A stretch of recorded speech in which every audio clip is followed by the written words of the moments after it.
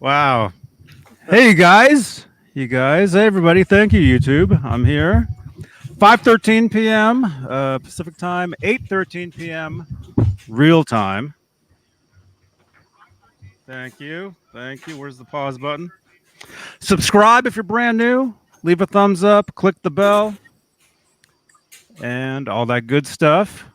We got Jonathan Mancuda. Here he is. What's up? What's up? What's up? I like that T-shirt.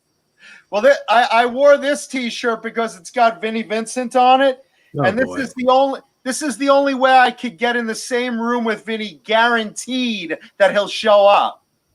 And it won't cost me $500 a ticket. So here he is, folks. Vinny's definitely here. That's all of them, right? That's everybody? Yeah. This is all 9 of them.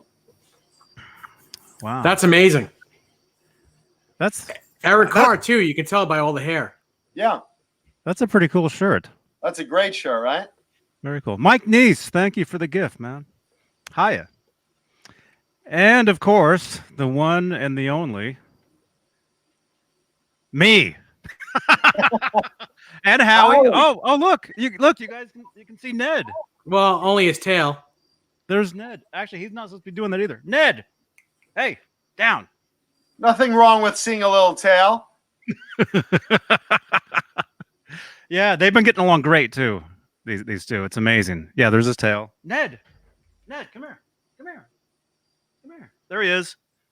There he goes. Once again, Pussy has left Johnny's life quickly. Oh my gosh. And as always, where's the drum roll? David Nesdahl. There he is. And Luke is in the house. Wow. Have you actually been playing that guitar, or did you pick that up just for this? No, I've been playing it. I like I said, I play it all the time. Right on. Dave didn't even know we were live. He was just like casually playing it and then goes, we're on? Hello. Yep. Yeah, so welcome everybody. Welcome. Who do we got? We got Soda, Phil Mosley Music, Jim Nicholas, Bam Ozzy, Quentin James, Wide I Was, Joe Hervey 84, Thomas Santiago, Brendan B. Buttcheeks. I'm getting tweets. Renus Pinkle, Upside Down, Pooh Ninja, Vistalite 1972. And who else? Who else is in here? Quick. Steve Carmichael. Steve Carmichael. Steve Carmichael. Hey, man. Ben Coombs. Mike Neese. Thank you as always, Mike. Joe Hervey 84, my Jew brother. Renus, I got it online. I bought it. This is funny. I bought this online because I saw an ad for it. I thought it was really cool. I bought 2 of them. And then I guess Kiss got wind of it and shut it right down. Because it's not authorized. Is that one of those Facebook things? Yeah. It's one of those where you see like an image of Paul Stanley holding up the shirt like this. Yeah. But it's like it's photoshopped of any shirt they're selling, but It looks like Paul's promoting it. Mm-hmm. They did the same thing with Sammy Hagar, the same thing with Eddie. Right. The same thing with, they've done there has to be a compilation of that same picture with just the different heads on them, It's a great photo because, you can promote anything. Mm-hmm. And Al Martin, thank you for the kind words, man. So it's a good shirt, though? Quality? Other friends said, hey, that's a really cool shirt. Where do I get it? And I sent them the link, and it's like, has been removed, has been shut down for copyright violation. I was like, glad I got 2 of them. Mm-hmm.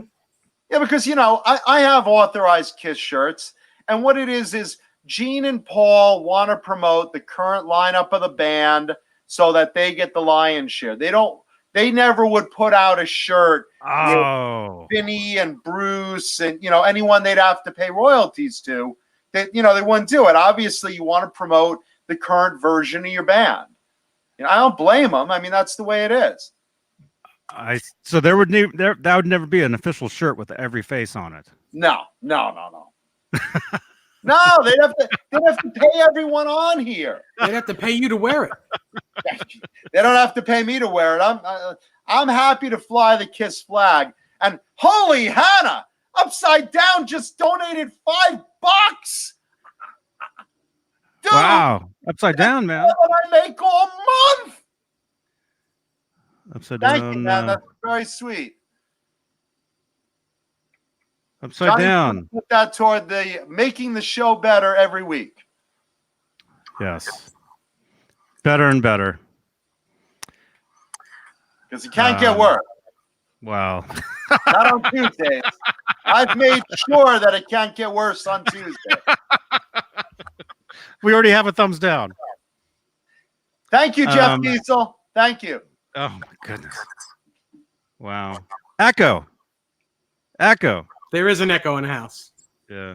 Is there? Upside Down. I got your other thing here. Thank you very much, man. And I'll get those right out. Guitar Thank picks. you, Upside Down. Awesome. Well, that is a cool shirt. I mean, I guess if you're a diehard KISS fan, that, Which I am. you know, that seems like that would be something every, you know, you can't complain with that shirt.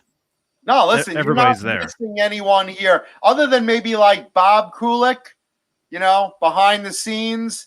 Mm-hmm. Everyone that was out in front is on this shirt. Very cool. And they're all in makeup too, huh? Yeah, yeah. No. Are they all in Almost. makeup? Well, I don't think so. the guys that had makeup are in their makeup. Bruce never had makeup. Mark St. John never had makeup. So The two guys on the not end there. Yeah. They're not in makeup there.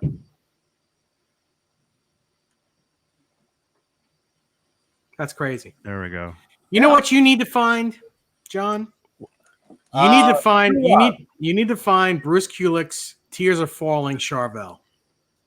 Well, you know the story with that. I know it's stolen. I know you need to find it somehow, some way, and get it. No, It look, needs to be in your I collection. always put out the word for that and Bruce's other stolen guitars. That one being the most obviously recognized. And once you find that one, you probably find the others. Bruce is a friend of mine, and I would love to reunite him with that guitar. So The hell with that. I'd love you to have it for you. Well, Bruce wants it. And make no mistake, I'm sure if I got it back for him and he ever sold it, I'm sure I'd have dibs toward it. But it's his guitar. And I have a very big vengeance against guitar thieves. Special place in hell for them. So I love helping people get back stolen gear if I can. And I would love to see Bruce get his guitar back. Yeah, that'd be great. Yeah. I mean, look, I'd love it, but it's not mine. It's his. You know, I have a guitar that an ESP green Kamikaze that was stolen. I'd like to get that back. I've heard. I'm sorry to hear about that. Let me see what I can do for you. Thanks. Anything you could do. I'll see what I can do. Stay tuned, folks. Soda wants to know, is Vinny there? Vinny is there. Look at that. There is Vinny Vincent. Yeah, he's Right the one there. that looks like a female. Well, I don't mind anyone in the 80s looking like a woman because we all did, but No, I mean his facial construction, he looks female on there. well, what he looks like is he's about to steal money from fans. That's what he looks like. There you go. Oh my gosh. But this is definitely a way that I'll be able to be in the same room as Vinny without wondering if he's going to show up. Mm-hmm. Yeah, Renus Pinkle. This strap is 3.5 inches wide, and it's not holy cow; it's holy crocodile, or Oh, actually alligator, holy alligator. I'm glad you said strap. strap on, strap off. Strap on, strap off. The Yeah. strap. I guess you could have said the strap-on is 3.5 inches wide. The strap that I have on. Uh-huh. It's strapped on to 3.5 inches of man meat. Well, Yuck. 3.5 inches when it's not hard. 2 inches when it's hard. Is it ever? 2 inches? No. Let me tell you something. I go into the ocean. I come out with a pearl, and that pearl is Joe Halate. Yes, this is a red monkey strap. Absolutely is. Mm-hmm. And where can we get those? At Red Monkey Designs. Hmm. They're in California. I believe they're in LA. But you have to, if you want this strap, you have to special order it because they don't have it on their. It's not part of something that they make normally. Mm-hmm. That design, you mean? The whole thing, yeah, they don't make it. That's a good looking strap, man. I love it. I saw it. I have it because I saw it on Steve Lukather's guitar. Actually, this guitar, 2013, when he toured with this guitar, not this personal one, but this color, he had a strap that looked like this, exactly like this. And I was like, man, that's a great looking strap. And I was, looking at different custom strap websites, and I was like, wow, that design on that strap looks like this one, which was Red Monkey. And I called the guy, and I said, do you know the strap that Steve Lukather has? Oh, yeah, we gave him that strap. Can you make me one? He says, do you have $450? I said, well, Oh my God. okay. And I got it. You said okay? Yeah. Holy hell. Holy hell. For a strap? I love custom straps. Actually, Desiree look bought me this for an engagement present. I got a jock strap for you for $2. Well, next time I want a jock strap, I'll look you up. Oh my God. Does it have studs on it? Holy hell. $450 For a strap. Far. Well, I mean, not a high-end guitar, but it's a guitar. mm-hmm. Well, I mean, it's if you saw this strap, you'd understand. You'd understand why. No, it's a nice looking strap, but the last time someone said, hey, it's $450 for a strap, it was a prostitute with a strap on behind me and a paddle. Oh boy. Not to peg me, but it would cost. Mike Neese says, what kind of pickups are you sporting in the Luke? These are the DiMarzio transitions. And no, I'm not going through a transition. Speaking of Eddie Vincent. And Renus Pinkle, yes, these are Schaller. These are the newest Schaller strap locks you can get, which are they're actually easier to put on these straps than the old style. There's no block. The nut that's on them is different. It's a lot easier to put them on. Mm-hmm. Get your nut on. I'm just looking in the chat. I'm sorry to hear this. Bam Mosey writes, I had a few guitars, a 58 Les Paul Burst, a 72 Les Paul Custom, and a PRS Dragon stolen. Is there any chance you can help them get sent back to me? Now, I don't know if you're joking or not, man, but if you're not, I am so sorry that you lost those fine axes. Yeah, that's about $500,000 right there between the three. Yeah, that's some serious gear. It's probably still playing me to see if I get you a gift. It's probably still $500,000 in guitars without the deluxe. That's wild, man. Yeah. Wow. Yeah, that's too bad, man. Hi, Mr. BHB Jr. How are you, brother? Is that Bruce? Hey, man. It's good to see you, Bruce, man. We missed you, man. Buckeye Punchy brings up something you were bringing up that we were going to talk about today, Dave. He says, Johnny, did you hear about David Lee Roth doing a Vegas residency at the Hard Rock? I talked about it yesterday. Wasn't that what, Dave, wasn't that what you were talking about today? Yeah. Mm-hmm. I didn't know that. That's pretty cool. That's really cool. It just tells me that if he's having a residency, it's telling me that there will be no Van Halen anytime soon. At least not with him. At least not with him in the band. But will he form a supergroup? Will we see Greg Bissonette and Steve Vai and Billy Sheehan? I don't think so, because Billy Sheehan is super duper busy at the moment, and so is Vai. Billy Sheehan is juggling 3 different bands touring wise right now, and Steve Vai, I believe, is doing some new record. I know Vai is busy, but Mike Neese is asking what I want to ask: who is Dave having play guitar? Well, Who knows? I mean, you guys saw the promo for it, right? No. There's actually video of Roth and with other musicians, like they're rocking out, promoting this thing. So is it like a rotating thing, or is it like Vinnie Vincent's thing where he's saying all these named guitarists that are going to show up, and everyone's like, "What? I didn't say that." No, I don't think that would happen with Roth. No, of course not.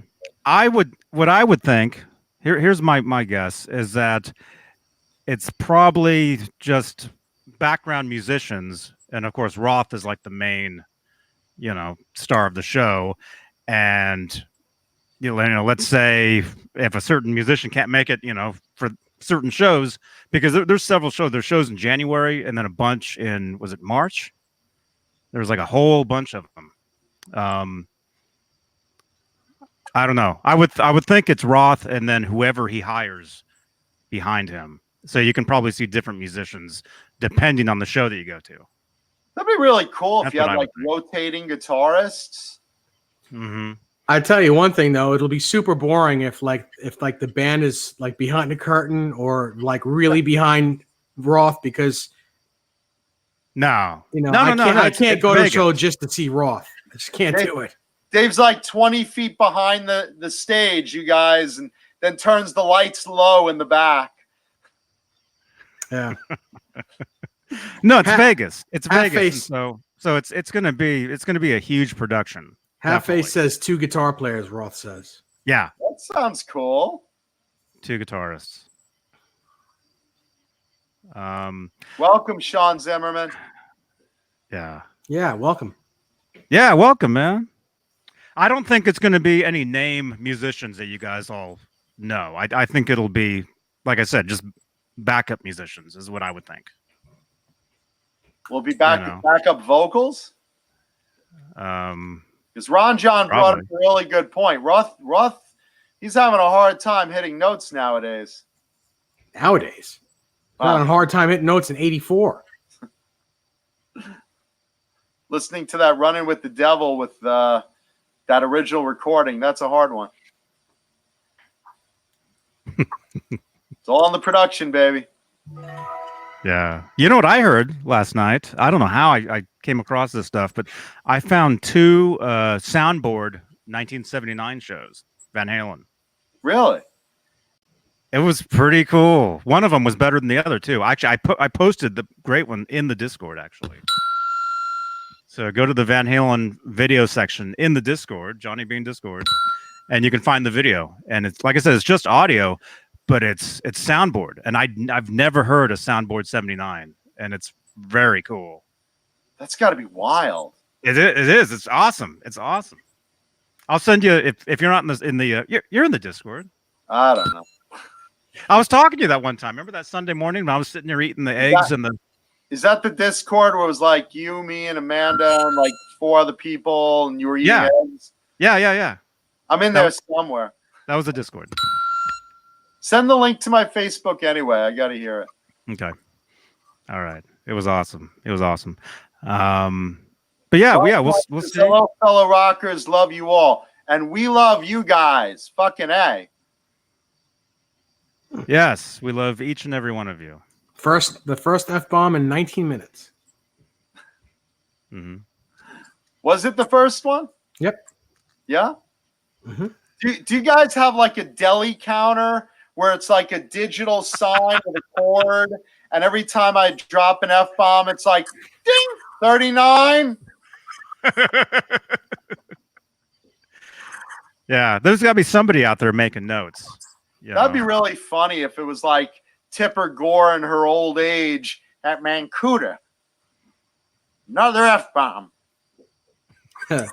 Jim Nicholas asks if I was working at Gem when he made the Playboy guitar for Vi on the Eat 'em and Smile tour. It had a monkey grip in it. I knew Joe back then, Joe Dispagni, who is Gem Guitars, but I didn't work for him yet. I didn't work for him at that time. I worked for him a couple years later, but I did know him back then, yes. Rest in peace, Joe Dispagni.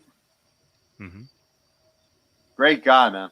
His brother, I think, is continuing on with some stuff. Yeah, I believe so. Did you guys see Brandy right behind me? That she just moved. Brandy. Oh, wrong way. Come here.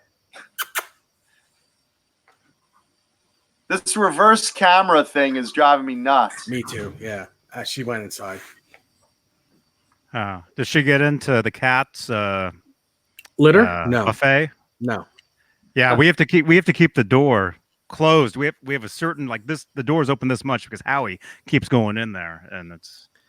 I'm very lucky in that my lab does not eat poop. Oh, there you go. She's, labs are known to eat poop, and this one doesn't. Mm-hmm. Can you say that one more time? Labs are known to eat poop. And now you know, and knowing is half the battle, kids. G.I. Joe. Man, my parents were upset that I ate paint chips and poop, and I turned out fine. Together? Yeah. A paint chip and poop sandwich. Yuck. No, as a roll, like an egg roll. It's crispy on the outside and soft and delicious. Hey, David Ennis. Dave Ennis. David Ennis. Love you, man. Yeah. So what do you guys in the chat? What do you guys think about the Lee Roth residency in Las Vegas, Mandalay Bay? Go see it? Yeah, who's gonna go? I've seen people in my Twitter feed. I don't know if I've seen anybody on Facebook, but I saw one person that says they're going. I would go see Dave. I'm gonna go right after I go to the Met to see the Van Halen guitar. Oh, okay. When does that end? I think October 1st. Oh boy, It's coming up. the countdown's on, man. You guys in the chat don't seem to care, no? No love for Dave? I don't see the chat even moving. It's like dead. Chat's moving. Not moving for me. The last one I see is Renus Pinkle. Hey, Jay Hannon, Pen 15. You hungry? Oh no, dude, your chat's frozen, man. How does that happen? It's moving for me. Let me read what you missed. Dave, what an idiot. God, Dave, get a life. What the fuck is with Dave? Johnny dumped Dave. What is all this? Are they talking about Lee Roth? I'm just kidding, man. Well, let's kickstart it. Where's everybody from in the chat? Leave your town. I'm looking at the chat screen right now, and it's zipping right along. Yeah, I see it too. Where are you guys from? Rhode Island, Crowbar? Dave, is yours just frozen? Welcome to Tech More on Tuesday. No, I see it now. I just redid it. So, Jesus Christ. Dave, read those states. New Orleans, Hanover, PA, Los Angeles, The moon. SF, Sunny Slope, Iowa, Moon, Chicago. The moon. Is anyone here from Dildo, Illinois? Al Martin. Al Martin is in Long Island. So am I, pal.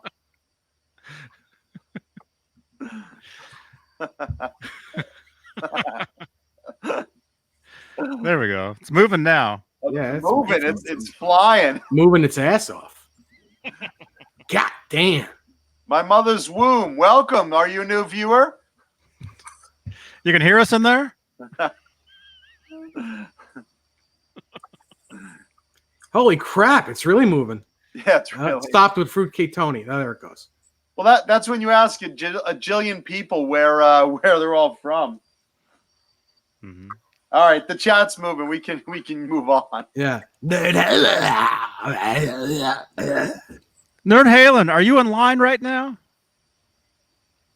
Did you see his update this morning? No. Al Martin, you're in Suffolk County? That's where I'm originally from. Mm-hmm. Awesome. Yeah, I don't know. I got to go back to visit my parents at some time. And Dave and I were talking about this, but I got a call today from my mother, and she's telling me that her weeds are long overgrown. And I said, Lord, here's a joke. Here's the joke. What do you want me to do about that? And she's like, well, this is terrible because it's so bad. The town knocked on our door. I said, the town knocked on your door. I said, how big are the weeds? How bad are they? She says, they're probably about 3 feet high. I said, she needs to see a beautician. I said, what? So wait, so I'm like, Jesus Christ. I'm thinking, okay, do me a favor. Put Dad on the phone. He says, what? You know, the joyous, happy time of my father. He's always happy. What do you want? I said, Dad, what's going on with the lawn? I can't even see it. The weeds are so high.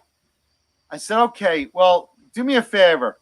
The town obviously is knocking on your door. They want you to take care of your weeds. Your house probably looks like the Addams family house right now.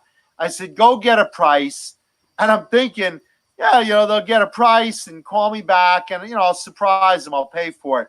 Now, how much do you guys think it will cost to have the weeds cut down in my parents' house? Now, I want to get a number from the chat. I want to get a number from each of you guys, because I know what I thought it would cost. And it's not like a scam or something, because they called a couple of places and had a few different places come down this afternoon. And Can I also say? Go ahead. Since it's the end of the season, it shouldn't be more than $300 or $400. It really shouldn't be, because the whole season is about $1,000. Okay, Johnny, what do you think? Now, we're talking 3/4 of an acre, probably half an acre has 3 foot high weeds. If you're shocked, I was gonna say like $1,000, maybe 2,000. Now, I'm reading in the chat here. All right, so let's see. So you guys know now it's a half acre property with about 3 foot weeds all over it. How much to get rid of those weeds? So now I'm reading quotes. All right, 100, 2,500, 1,200, 1,500, 800, $100, 51.50. Rena says 69.95. 400, 750, 775. Chaikai Hinohara, I always try to get that name right, says 3,800, and Soda says 4,000. Krelbar says a BJ and a joint. Well, my dad's joint hasn't been used in years. My mom has probably not given a BJ in that long a time, so probably not. Laverna, Al Martin, 420, $50. Okay, so most of you guys are in the high hundreds. A few of you guys touched into the low thousands. So they got 2 quotes. The first one was, are you ready for this? Drum roll, Johnny. $4,500 fucking dollars.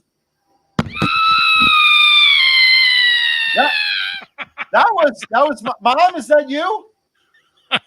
Yeah, my mom just jumped off the roof. That was the first quote.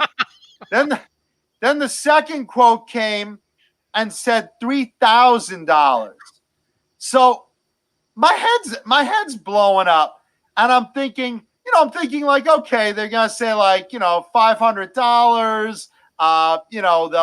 They'll I'll pay for it. I'll give him a treat. I'll surprise him. Blah, blah, blah. 3 G's? Is anyone else's mind blown? Yeah, that's highway robbery. $3,000. You know what? The only reason I can think of it being that high is because most of these companies already have a set, clientele, and to fit you in, I don't know, last minute fit in, they're gonna get price gouge you. But it shouldn't be that way. It should be about $400. Really should be. You're only doing one treatment, getting rid of the weeds and beautifying for one day. That's all it should be. Now I understand. Okay, a half acre, 3-foot weeds. That's pretty high. Okay, and it's throughout the property.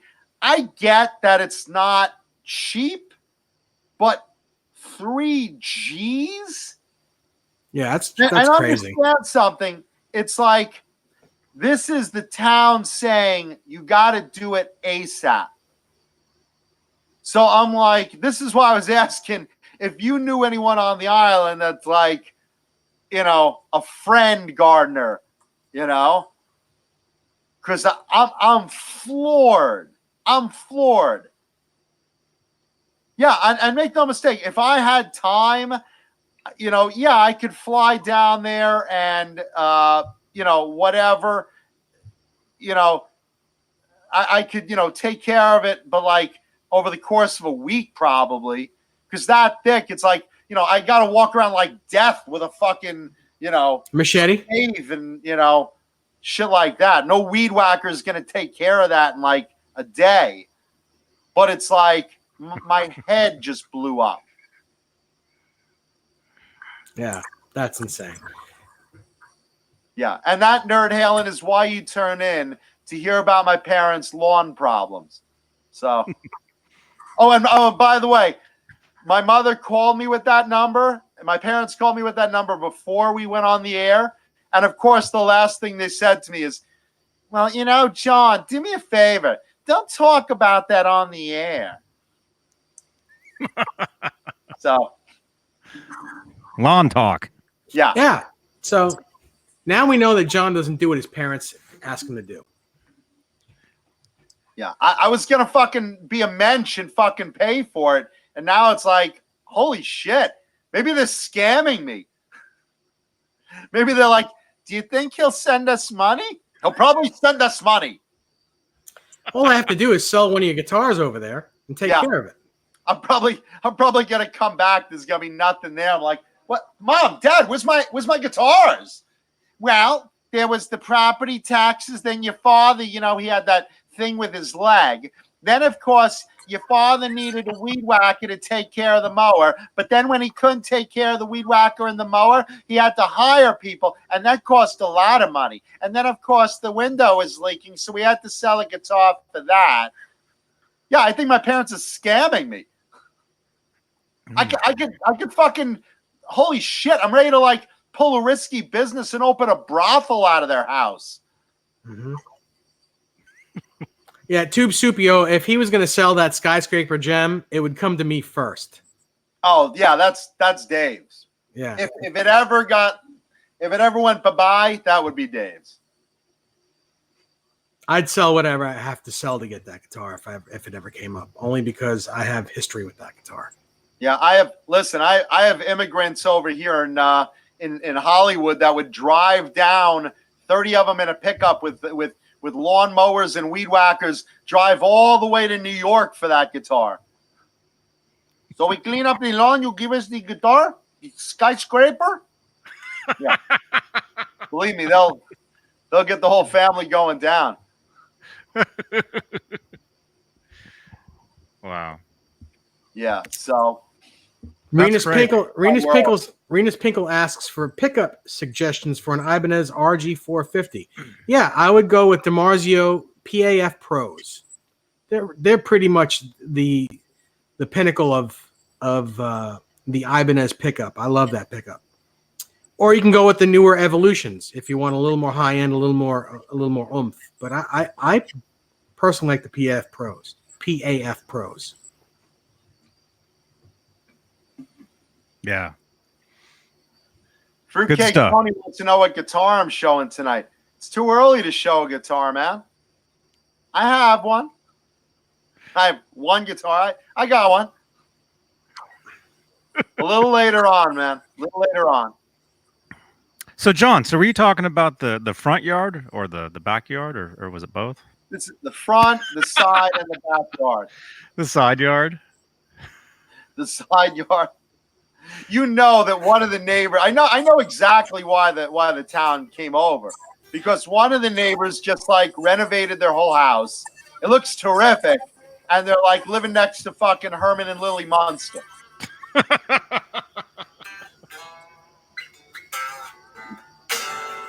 Man.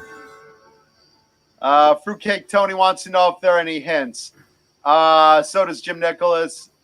Hints. It's a really cool color. Not a color you see very often in this guitar. So I'll tell you that. Yeah. Yes. Headstock Harem says my parents live at 1313 Mockingbird Lane. Mm-hmm. Tell me about it. Yes. Yeah. And your mom's name is Lily? Yeah. Might as well be. Yeah, I think my mom, based on how I grew up, I think my mom's name is Shut the Fuck Up. And your dad's name is Herman? My dad always called her. Herman! Hyman! Hyman. Yeah, Hyman. I got Grandpa living in the basement. I got a Hyman. formula. It's going to clean the whole lawn. Oh, no. It grew 3 times the size. Oh, no, it got loose. Yeah, well, isn't that the show with that hand in that box Thing. thing? Just let that out there and have that pull all the weeds out. Imagine just a little hand scurrying along, just yanking weeds. And have that hand play part of your guitar too. You know, Yeah, the fretting part, the hard parts, the hard part of the song that you release hand, and hand gets up there and goes up and down, does all the licks for you. You know. Yeah, I already have my hand going up and down my hard part.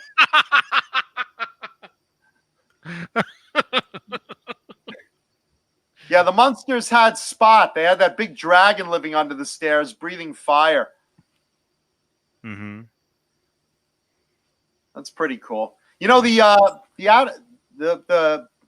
Addams family had was it the Addams family? No, it was the Munsters had the Dragula car. It was like a souped up hot rod That's coffin dragster. Yeah. Yeah, Thrash Metal is talking about it. The real one is actually coming up for auction. You know, my day job is at Profiles in History, the Hollywood auction house, and they have it. They have that car coming up. They have a million things right now. It's like Darth Vader's costume and all sorts of stuff.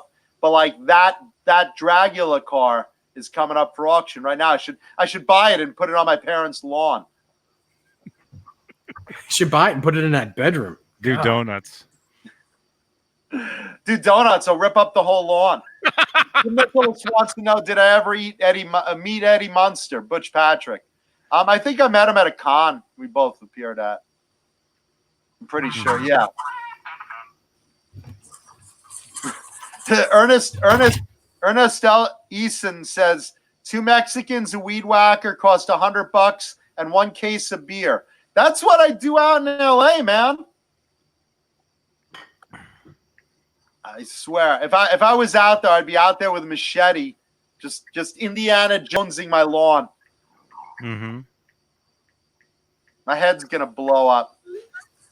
Yeah, Michael Bishop says I should get a goat to clean the weeds. That'd be good. You know, out here in LA, you know this, Johnny, they actually rent out herds of goats. You could rent out herds of goats to like clear fields of dried brush. Mm-hmm. We have so many wildfires. I see them all the time. You see Wouldn't that be goats. funny if I like send my parents like a tractor trailer of goats? There you go. It's cheaper. And you know, I want to save the money. You gotta save the guilt.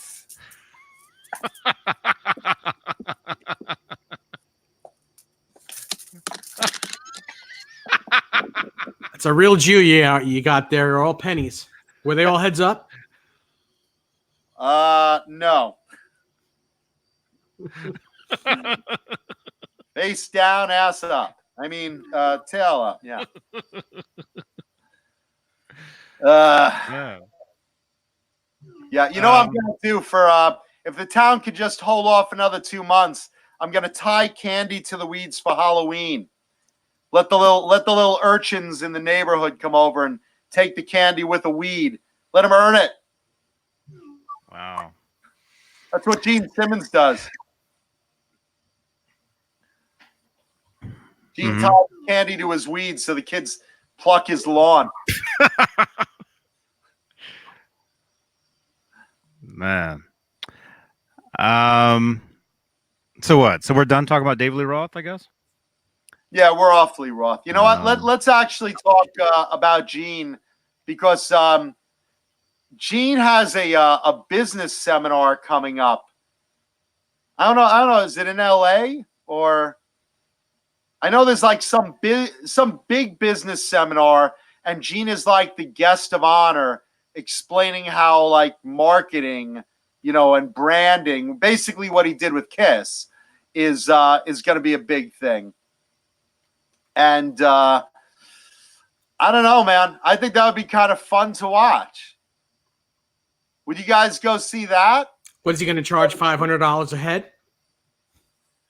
I think it's up there, but it's like Gene's like one of multiple guests, but he's like the guest of note. He's the one that like you really want to see, Yeah. I don't know. I certainly wouldn't. I don't know. Gene's kind of fun. And unlike Vinnie Vincent, Gene shows up. Gene is a member of Kiss that does show up.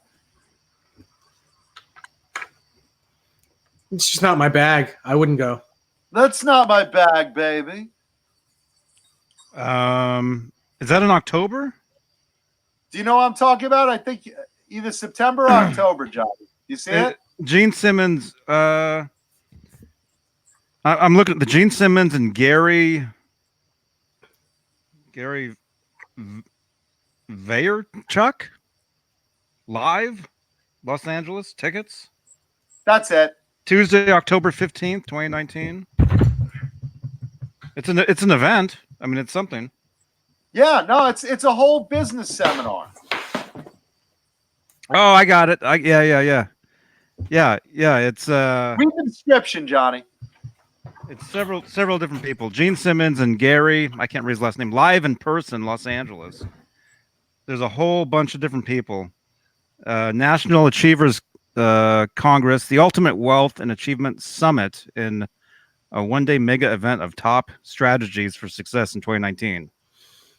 There you go. Yeah, so it's an actual thing, and Gene Simmons is like the main dude. Yeah, I see it. How much is it? Gene's the main dude because you can't even with the name in front of you, you can't even pronounce that Gary guy's name. Yeah, I can't pronounce that guy's name. So you definitely don't care about him. You want to go see Gene. And then there's two other people as well. But yeah, it's the price ranges from $29 to $729. $729 lets you meet Gene backstage and get an autographed photo. $29. You don't even get in the front door. You have to stand just outside. It's just like any other Kiss event where you get VIP, and then you can pay another $50 to kiss Gene's ring finger, and then you can pay another $50 to have a photo. Yeah, it's going to be at the Los At Angeles least Gene's Convention Center. Man.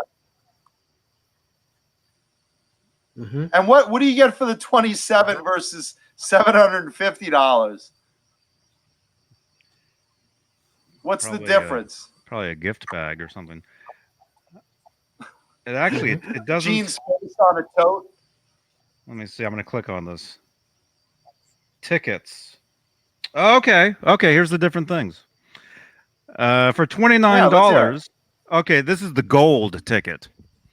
The gold ticket. Now again, guys, this is for the business. This is for the business seminar with Gene Simmons as guest. So let's hear the differences.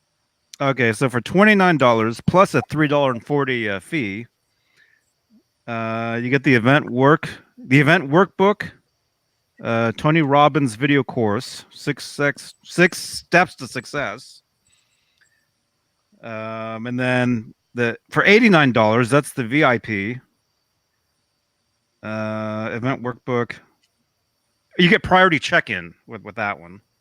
Oh, so you get your work for the platinum lunch with special guest. Although it doesn't say who the special it doesn't say who the special guest is. It's $189. You get the Tony Robbins video course, exclusive priority check-in, exclusive platinum Q&A lunch with special guest. Doesn't say who they are though. Then there's the diamond. Here you go. Here you guys go. The diamond ticket. That's a photo op with Gene Simmons, $689 plus $43.58 fee. Gene gets the fee too. The fee is for his friend to hold your camera. Amazing. Who's Gary Vanderchuck though? Because it's actually more to get a photo op. It's $729 to get a photo op with him. Wait, Gary Vanderchuck. Vanderchuck, yeah. What? VAYNERCHUK. Vanderchuck? No, there's no D. I don't hear a D in there. Oh, I can't say his name. So wait, I keep thinking Vandelay. I keep thinking Art Vandelay. Maybe that's Vinnie Vincent's real name. A photo with that guy costs more than a photo with Gene? Vanderchuck. Yeah. Yeah, you get the event workbook, Tony Robbins video course, six steps to success, priority check-in, exclusive platinum Q&A lunch with special guests, photo with Gary Vaynerchuk. Maybe he's a proctologist and he's going to check me for cancer. This is Gene Simmons of Kiss. How fucking dare that guy charge more than me? Gene, don't you think you should get more of a price than that guy? This is Gene Simmons of Kiss. I think I should get more than anybody in the world. I agree, man. I agree. I invented money. Well, Gene does collect it. He's trying to get one of every serial number variation he can find. So this is it. I mean, this is. There you go. That's now it. Look, right Gene is obviously the head guest there. I mean, I don't know who the other guys are. I don't know who the blonde girl is, but Gene is obviously the head guest there. Why in the fucking world would I pay more money to have a photo session with this Vanderfuckhead? I don't care who he is. I mean, I don't know who he is, but Jesus Christ, is he like king of the world? I don't know. You should get the shirt with all them on it. See, that would be funny. It's like it's got Gene and then Vander Schlump and the blonde and the other guy, and it'll be great. Tony Robbins down here with those fucking 4-inch teeth of his. He's got a mouth that looks like bars of soap are jammed in there. Wide smile. So the more you pay, the closer you get with the seating. That's one of the reasons for the jump in price. Wow. There are no refunds. I'll bet. All right, hold on a second. Mike Neese in the chat says Gary Vaynerchuk is a Belarusian American entrepreneur, New York Times best-selling author, speaker, and internet personality. So thank you, Mike Neese. Now tell me why I want to pay $750 to see him. Is he going to do my parents' weeds for that? I know why. Because he wants to leave early. That's why. Jesus Christ. Oh, no one's going to pay that, so he just leaves? That's right. Laverna 595 says Bjorn Gillette destroys all American guitarists. I don't even know who that is. What's the call name? me crazy, but I don't know who that is. I don't even know who Laverna is. Bjorn Gillette. some kind of smell. Let's see. The orange. Did Is he he- gonna be there? Did he also marry Lita Ford? Everyone else did. Holy hell. Jesus. I can understand if you're a business guy, I can't deny it. Gene Simmons is brilliant. He really is. Love him or hate him. I love him. You know, he comes on the show sometimes. There you I go. am him. There you go. I love Gene. I really do. Do I think he's greedy? Absolutely. Do I think the way he's greedy is good sometimes? Sure, because, you know, you learn stuff from him, you know. Like I said, one of the times I met him, we were talking, he picks up pennies, and I say, why do you pick up pennies? He says, the more pennies I have, the more dollars I have. The more pennies I have, the more dollars I have. Yeah, just like that. No, and I've read his books. I've read a couple of his books. He's a smart guy. So whether you're a Kiss fan or business, he's just interesting to watch. I could see spending a seminar listening to Gene talk about business and Kiss and his empire. That has to be entertaining.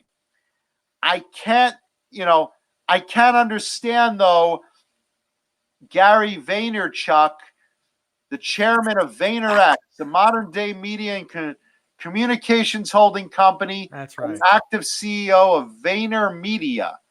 I want to open a Vayner in a second. Yeah, listen, I'm about to stroke my Vayner. I don't know. I think watching Gene will be entertaining. Not that I'm going. If I was, I'd be paying the $29 ticket, not the $700 and something or $800 ticket. So, Gene once asked a stagehand for $1 backstage in New Hampshire.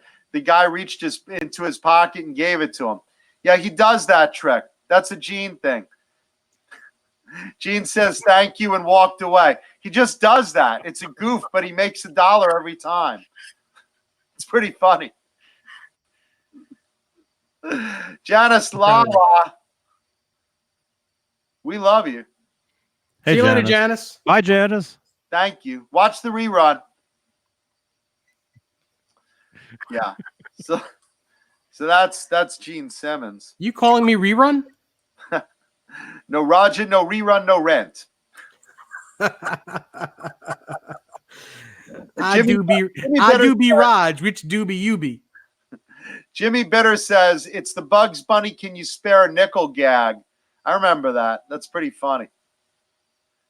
Mike Neese says, my first Playboy from 1977 had an article where the writer spent the summer on tour with Kiss. That's an article I'd like to read. Yeah, I just read it for the articles. Mm-hmm. No, I really would like to read that article. I got to look that up, see if I can find it online. Yeah, because you don't want to be buying an old magazine like that. No, that thing's probably got some DNA on it, just like a block. Who collects those? I don't know. Every time I go to a garage sale, I always wind up, a garage sale or swap meet. I'm like, so do you have any old guitars or do you have any old comic books? Two things I'm very into. And they're like, well, I have old Playboys and National Geographics. Those I save because they're worth money. Those funny books? No, they rot your mind. I threw those out. Thanks. That's great, man. So then they walk out with like 30 stuck together Playboys that are like it's like planks of wood. Like literally they're like small things of what, like I almost want to like take them as billets to have guitars carved out of them. I was just gonna say that. You can make guitars out of those. Yeah. Playboy guitars, these damn things. Oh, that's and then so funny. National Geographics. I don't know whoever subscribed to that magazine, but every goddamn garage sale has them. Like hundreds of them. It's like there's like a whole shelf in someone's garage or basement that's all yellow, and you look closer and it's all National Geographic, 1975. Can Africa endure? I'm like, Jesus Christ. Really? And they're all stuck together. Well, they did have those topless natives. Yeah. Oh my gosh. Wow. All Wow. right. Yeah. So, what do you think? Time for Yeah. show and tell? Sure. Yeah. Yeah. But yeah, that Gene Simmons. Who's going to that? Who's really? Do you think a huge Kiss fan, like a huge Kiss fan, is going to that? I'm sure a couple of Kiss fans will go, even just for the meet and greet, because it's cheaper than a Kiss show. $629 or whatever. That's cheaper than a. I think so, right? What do they charge at a Kiss show? They have to charge more. He got all four guys. I just saw somebody on Facebook that just went to one of those, and they were posting all these pictures of the Gene. And it was like after the show, so Gene's makeup was all like running. You ever seen those guys like after a show? Yeah, they look like a cupcake that's been sitting in the sun. Like half is like makeup was coming off and stuff. Yeah, it's pretty cool though. Sides. I mean, Cool. those lights are hot. You know stage lights. Mm-hmm. Jim Nicholas wants to know if I'm considering buying Gene's Vault. For those of you guys that don't know, Gene's Vault is a literal safe, an iron safe that Gene has as a box set of Kiss albums, rare recordings and stuff like that. And I love the material in it, but I don't want a fucking safe.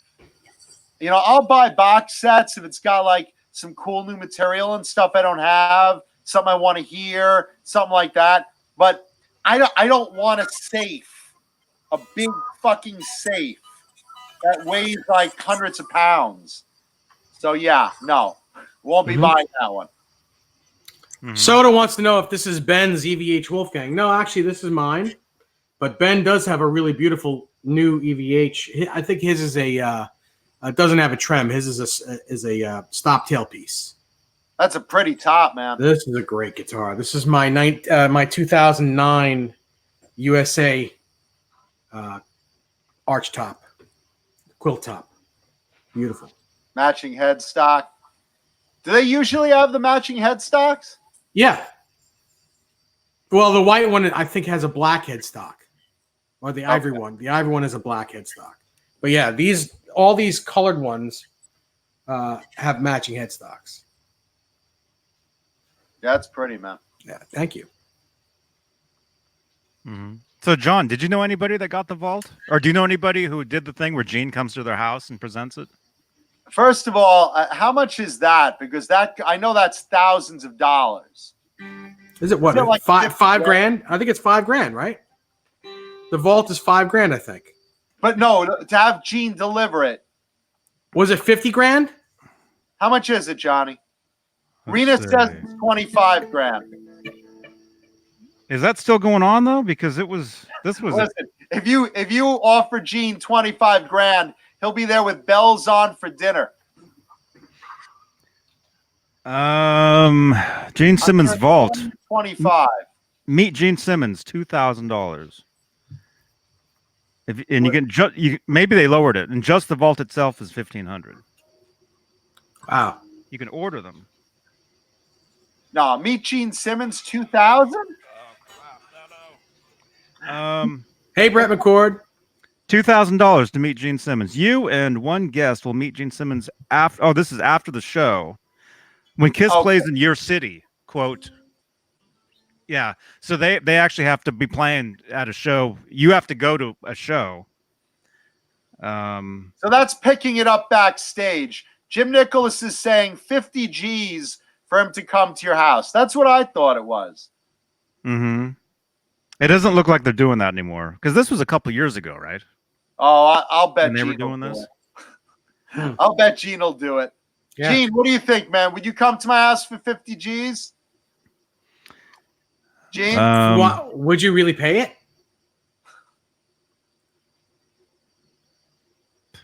Is Gene with us still? Wow. Oh, no, he's not here. I gave you so many openings, Dave. Sorry, I'm not thinking because I'm reading the chat. I'm like, you know what it is, Johnny? He's talking to me. Dave got one of those little frames with the 5 steel balls on wires, and it's like tick, tick, tick, tick, tick, tick, tick, tick. And Dave's like,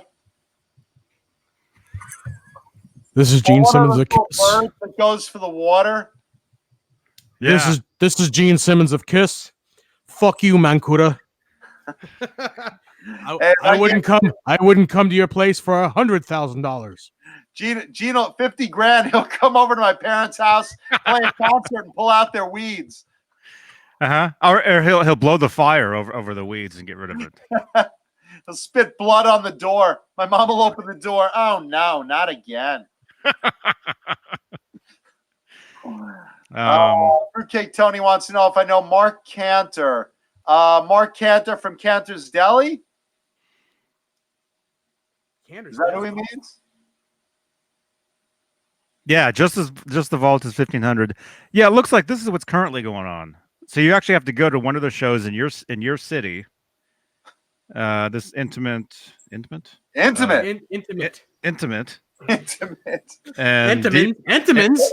deeply shows up in negligee and makeup. A deeply private event will be limited. I'll bet. How much is it to get Gene's bass?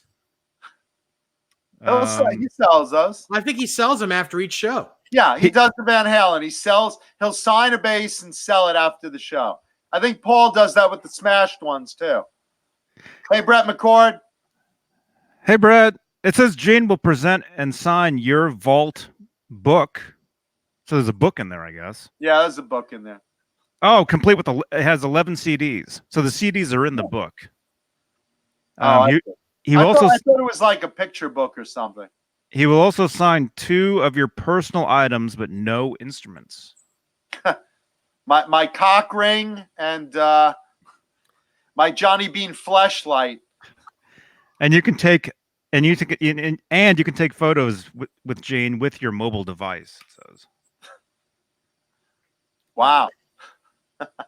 That's some deal. That's some package. And it says the vault and its additional contents. There's an action figure in there, a coin, one of the new 2019 Red Vault T-shirts. It'll be shipped to your house. Yeah, I just already have the book. I don't want the fucking vault. Sure, it will. Oh, we'll ship it to you. At least Gene sends it. Vinnie Vincent didn't send his CDs. His box set. You remember that? Yeah, he's got some box. No, do you remember Vinnie Vincent was like making a box set back in the 90s, I think? No, I don't follow him at all. Tune into the show and you'll hear all about him. Oh, maybe I should start watching this show, I guess. Start watching the show. Yeah, Vinny was promoting a box set of all Vinnie Vincent stuff and Rare Kiss stuff. And for like a year or two, he was sending people letters of why they weren't getting their money back because the box set was in the works and it was getting better and better. And he was giving more and more to the fans. And it never came out. Joe Harvey, I'm with you. He kept the money. I'm with you, Joe Harvey. What did Joe Harvey say? All this Kiss talk. Meh. Oh, we like Kiss. No, you like Kiss. A lot of people like Kiss. I like Kiss. Yeah. Yeah, Brett McCord. Vinny took pre-orders and they got nothing. Yeah. Yeah, so it looks like they've got some more shows left in the U.S. and then they go over to like Australia or something. They're going to be here. It looks like they're going to be in Oakland. I'll see Kiss coming again. up. It's their farewell tour. I'll see them again. Thrash Metal, I'm more butthurt over your statement than I am over talking about Kiss. Oh, no.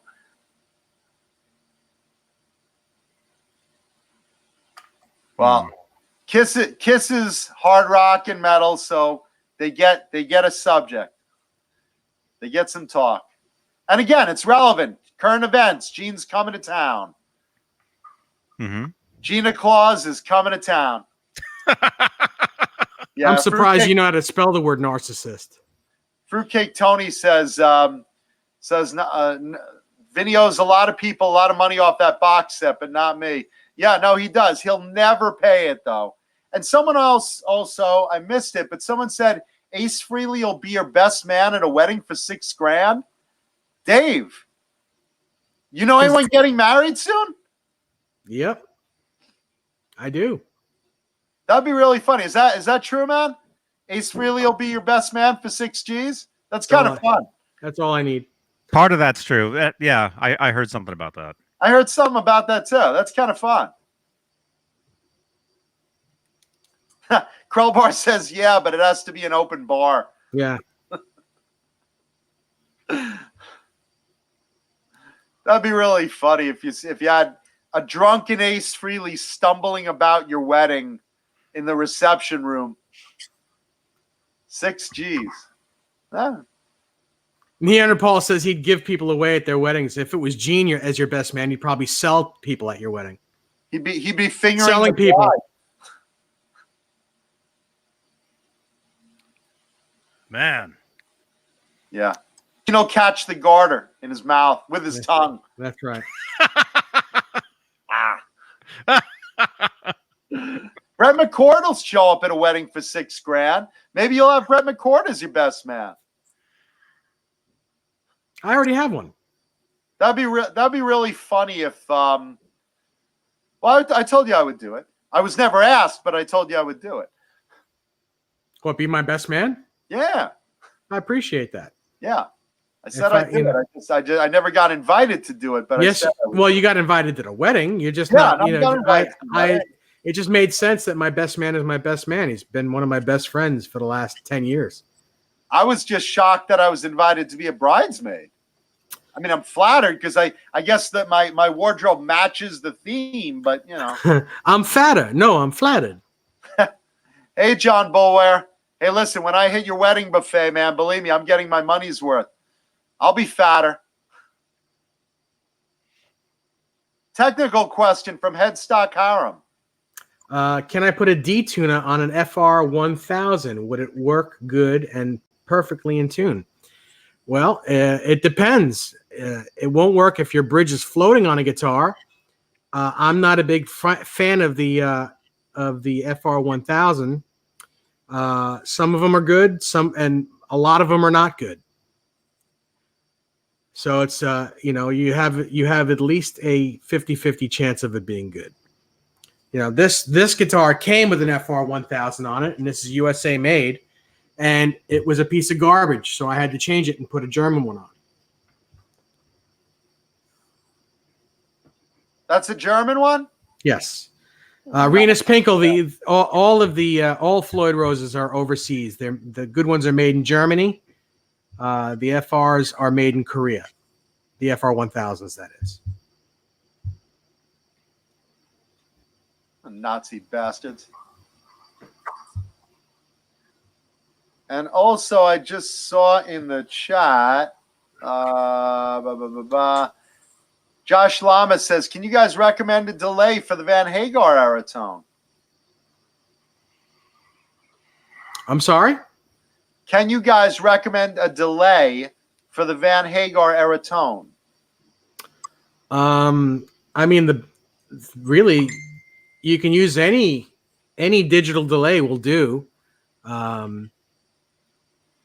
I say, the one that does it the best and the easiest is probably the flashback, TC Electronics flashback delay. It's 4 knobs and sounds great, and it's a stereo delay. If you want something that's really expensive, get an Eventide H9 Max and spend $700, and you'll have everything you ever need as far as any effects. 7/8. Come on, brother. Yeah, and any digital delay would work. Would work for that. Matthew Stewart asks if the German Floyd Roses sound better, or is it just for tuning stability? I don't think they sound any better, honestly. I just think that it's a stronger metal, and I think they're made better. It's definitely a tuning thing.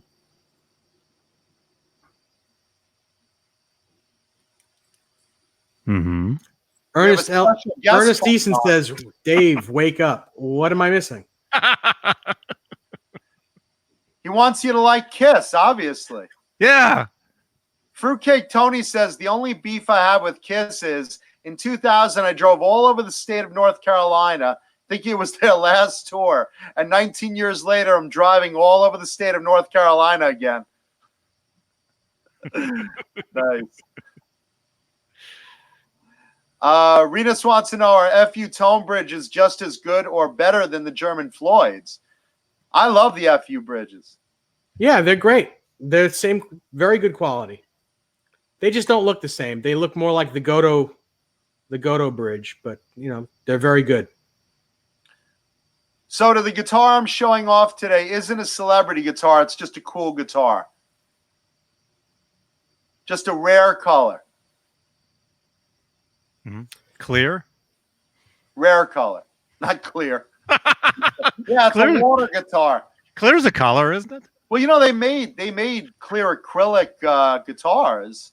Yeah. And They basses, just yeah. weigh like 30 pounds. Mm-hmm. Yeah, they made Peavey actually made a Wolfgang. Fender's been doing it since forever. I think Fender made their first acrylic guitar in the 50s. Did they really? Mm-hmm.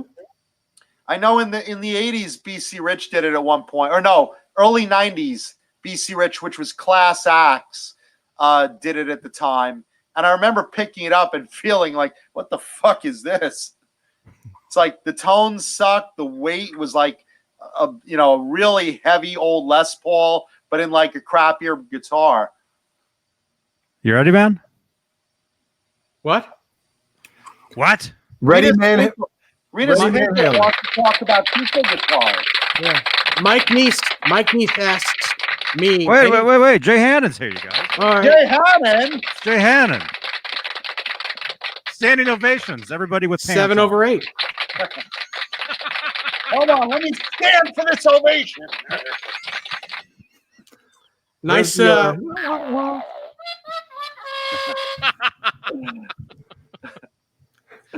Coming in hot, Jay. Yeah. So Mike Neese asks, any chance of a setup video or tips on the Guru channel soon? I won't be doing any full setup videos because then no one will be sending me their guitars for me to do them because you can do them yourself. But tips every once in a while, yeah, I'll give you tips on stuff, but not a full setup because I'd have to charge $2,500 a person for that because that's a lesson. It takes money out of my pocket. Will you show up at people's houses?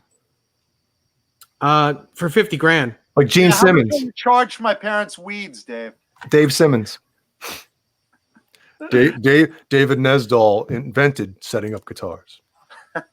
Well, Jay, Yeah, well, real quick about your point about, I don't want to put any videos out. I do agree with you that tips and stuff are cool, but there's millions of videos out there about setting up guitars, but it still takes a feel and just certain something to do it. And obviously the experience, Mm-hmm. And I do agree that, everybody should be able to do a little bit of stuff, but a full setup, it takes more than just watching a video on YouTube and just, that's how. No, there's a lot that goes into it than just watching a video. Definitely. Yeah. Yeah. So someone like Dave really knows how to do it. look how many guitars he has behind him. If he had to pay somebody else to set all those up, how long do you think the batteries will last if I keep doing this? Oh, yeah, I charge myself to do my own guitars. Yeah, so you're putting money in your own pocket. Mm-hmm. Thrash metal doesn't apparently think I can do it. Oh no, I got to vouch for him. He definitely knows how to set up a guitar. This guy, but he doesn't know how to spell apparently either. I sent 2 guitars up to Dave, and he lives in New York. Now, I wouldn't normally do that. You know what I mean? Hold on. It's hot in this room. I got to turn the AC on. Hold on one second. it's getting hot in here. No, I have to vouch for Dave, man. I've played guitars at Dave's house, and they're fucking perfectly set up. He just has a hard on for me. He doesn't like me, and that's good. I have a hard on for you too. I know, but you do like me. You bet I do. Well, he's good at pretending, right? Yeah. I have to make this quick. I just wanted to jump in here, and give everybody a quick update. Real quick, James Gum, did I get the pickups installed? I brought them to a luthier today, and I might be able to pick up the guitar either tomorrow or Thursday. So the final step in the Ibanez pink out. No, it's not the final step. You have one more. Oh, maybe I do. Maybe I do have one more. Yellow and pink. Yep. So obviously everybody will see that, and I'll be showing that soon. But everybody knows about my whole Kiesel situation. What situation? Yeah. I can't explain it anymore, man. Oh my God. Just watch the videos, folks. Yeah, just go, Johnny. Put a. What do you do? You put a In the Discord. A Discord. Yeah, no, a card or something. Well, Nesdal has to do. Nesdal, point at the duck because that's where it'll be. There you go. There you go. Over that. There'll be a card right there. Actually, there is. Nightbot actually does put out the original video from time to time. You'll see it in the chat there. Oh yeah, are these guitars the same color? Yeah. That was a late night thing we did. Yep. And like other people, I guess, don't realize it wasn't just about the color. There were other issues with the guitar and the fact that they wouldn't do anything to work with me and whatever. So I got a letter from, as John Biel leaked out to everybody a couple weeks ago. I filed a dispute with my bank, my credit card company. And after almost 90 days of hard deliberation, the jurors had to, they were in and out and eating all this stuff. So anyway, I got a letter yesterday, and I'm getting my money back, or I got my money back. Awesome, man. I win. Can I see a chain in the chat saying justice for Jay? That's right. Justice has been served, everybody. Can we see that? Justice for Jay. Justice has been served. I still want to keep it cool. I don't want to go off the rocker, but I did send them an email yesterday. I wanted to write so bad, nanny boo boo, something like that. But I got to keep it cool. I want to keep it cool. I don't want to have enemies anywhere except for on this show. So they're all in the chat. I'll give you my enemies. Thrash metal, go ahead. So I sent an email to them yesterday, to their production manager, who is the one I had to ended up dealing with. Basically, I just said the 07X guitar minus electronics is Kiesel's. I have been refunded the total purchase price of X. Please return to me the following electronics that are in your guitar to the address below: the 2 pickups, the Tessie kill switch, the 5-way pickup selector switch, volume pot and knob, and the input jack. Everything electronic in that guitar I had sent in from various companies, because I wanted, if I'm building a custom guitar, I want what I want in it, And I sent the address, obviously. Thank you, Jay Hannon. This was yesterday at 5:31 Eastern, so this is 2:30 their time. And not surprisingly, I have yet to hear back. So what I'm going to do, my next step, I guess, is Friday I'll call and try to get this gentleman on the phone and see if I can. If not, then I'll email again next week.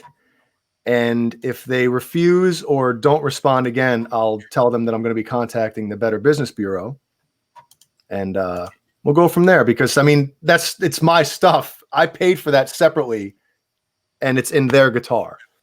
Yeah, Jay, you need to sick your Jew on them.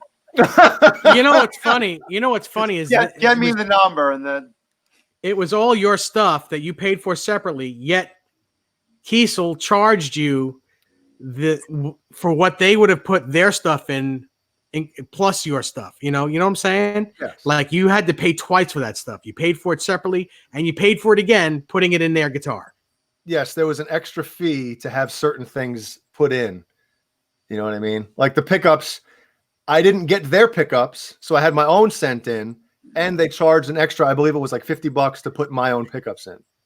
So they're like saving money that way. But now, I mean, if they have to rip that guitar apart to get all my stuff out, which they have to do, then they're going to be losing money on this guitar. And it could have been handled so easily if they just been like, hey, we'll work with you. What do you want to do? You know, we'll take care of it. So bottom line, I got my money back. Let's hope I get my electronics back. And Well, I mean, they could be like, no, sorry. I vow you will. You what? I vow that you will. Are you gonna call them? At some point, you'll have to send me in. Believe me, you'll get your electronics back. Well, I'll tell them, listen, if you want me to, if I have to pay for shipping, you know, to have a box with my stuff just thrown in, so be it. You know, I'll pay for shipping. Mm-hmm. The shipping removal of it from the guitar, that'll cost. And No.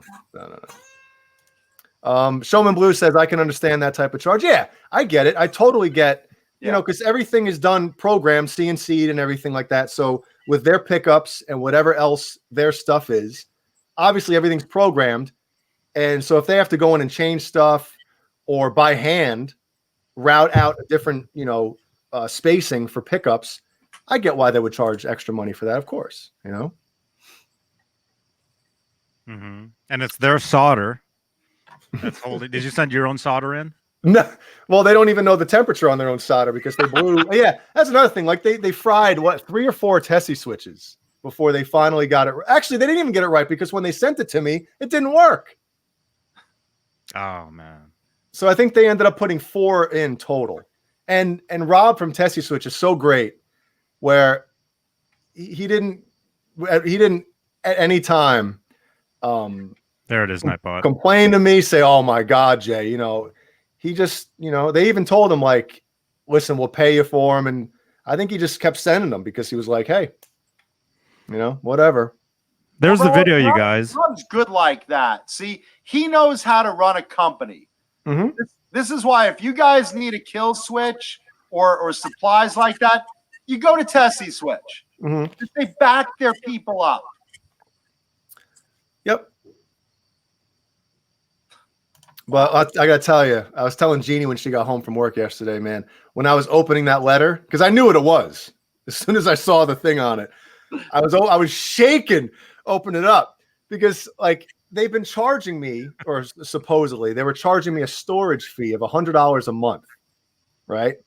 So it was up to like $200. And I think yesterday or today would have been like up to $300 because it's been 3 months since they've had the guitar. So like I'm thinking to myself, man, if my bank says, sorry, you know, we're siding with Kiesel, I would have had to shell out $300 to get the guitar back. Like almost like going there with my tail between my legs, like, I'll pay $3, you know, I would have felt like a big idiot. So you know what's gonna, you know, and there's some guy at Kiesel that won't give it to you. You know what'll really suck is that if they're allowed to charge you legally for the amount of time they held your guitar before they decided that you get your money back, because I think legally, well, I hope not, but I hope that they can't do that. Well, technically, the guitar is theirs, but it wasn't theirs before the thing was decided. But I mean, if you go back, it's under like the I don't want to say the fraud department, but basically the credit card or the bank / credit card company. It's almost like they sold. Well, it is. They sold me something that I didn't order that was defective, and so I guess if you look at it that way, I mean, of course they could say that, you know, but then I'm just gonna, if they give me any lip over this. Obviously, I'm going to blow them up on social media. I'll talk about it on here as much as I can. I know I don't want to. Oh, yeah. But we'll all do it. Yeah. And then obviously contact the Better Business Bureau. And somebody else told me, like, hey, contact Consumer Reports too. So I was like, I don't know. Consumer Reports guitar issue. It's annual. Yeah. I would just call Pete Caruch and have him take care of it. What's the story behind that? Johnny's shaking his head. No. That was David Nesdahl. Whatever. Come Well, sue what me, something. Whatever. Kiesel, that was David. That was the guitar whisperer. Mm-hmm. That's me. Doc Guru. Yeah, well, Jay, I'm glad things are working out, man. We're all glad. It's been a while. It's been a while, and not just not cool. Not cool at all. None of it. No, not cool at all. And it's almost Yeah, no. like I said, the nanny boo boo thing. You know, I wanna act as adult as possible, but at the same time, it's like they were legitimately trying to stick it up my booty hole, and they didn't get very far. You know. Once you get your parts back, I'll write a thank you message to them the same way I did on Johnny's birthday. And that was pink. That was actually pink. It'll be a plug. I'll take a pink butt plug and just. It's a plug. I'm plugging Kiesel. Yeah. Yeah. Does Dr. Jimmy have problems with me now? What's going on here? No. No. Who said something about where is it? RG Pop says, I guess I won't be ordering that Kiesel. Dude, either call them or email them or write on social media about why you won't be. Because of you heard it here first, folks. All they're gonna do is block them. That's because they don't care. They don't care. They really don't, man. Yeah, Dr. Jimmy says he's glad for you. He's not against you. I'm glad for you, but what a bitch. Well, it means you went through a hell. That's what that means. I was like, well, before he said I had big ears, so I'm thinking like, what is going on here? I do. But in a good way. Okay. Well, I think it's funny anyway, you know. It is. No, but I mean, honestly, if you were thinking about ordering one, you know, tell them why you're thinking the opposite way. Because I know our friend Michael Smith, our good friend Michael Smith, he had one in the cart because he's been watching us talk good about them, and we had Thomas McRocklin, our buddy, on the show a couple times. And when he found out what happened with me and my situation, he was like, "Oh, out of the cart." Smart man. His was like $4,000 or $5,000. I think he had in there. He was gonna get, one of the big boppers. What color did he order? Probably black, because you really can't screw that up. So a cream white one? Yeah. In the dark, it's black. That's what we call black. Right. Mike Neese, thank you for the compliment. I'd even build one for trash metal. Thrash metal.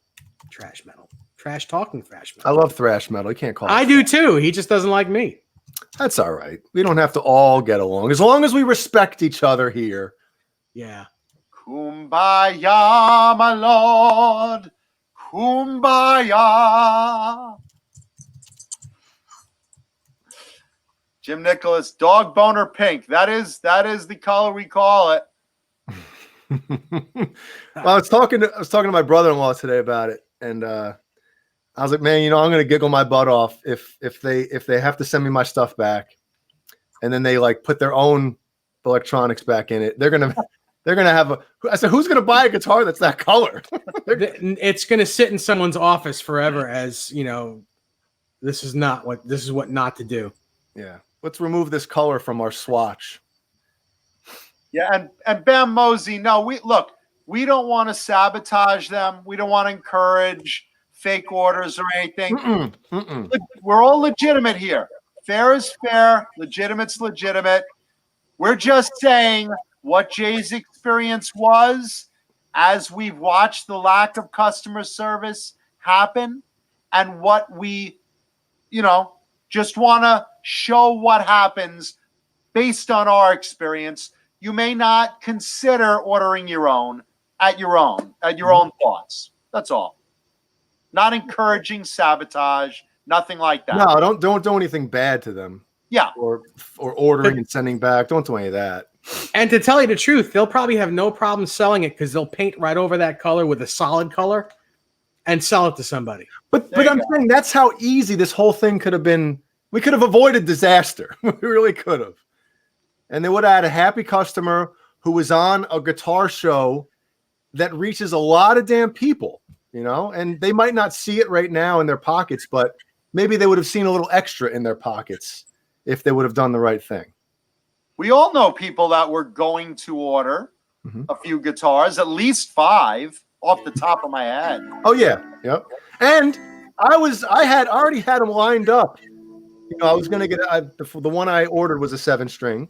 I was going to get a 6-string. I was going to get the acoustic that they came out with, and I was going to get a bass. So that's 4 total guitars that I was, you know, obviously I wasn't going to be able to do it, you know, very soon, but over the next maybe year or two, I was going to buy 4 of their guitars. Well, you can buy 2 of them from me. There you go. What? Dave's I'll make you a 6-string and a bass. Bass. Slap at the It's bass. all about that bass. I'll make About you a that bass. No treble. It's all about that bass. About that bass.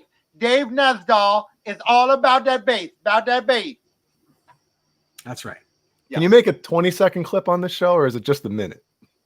Because I want just that.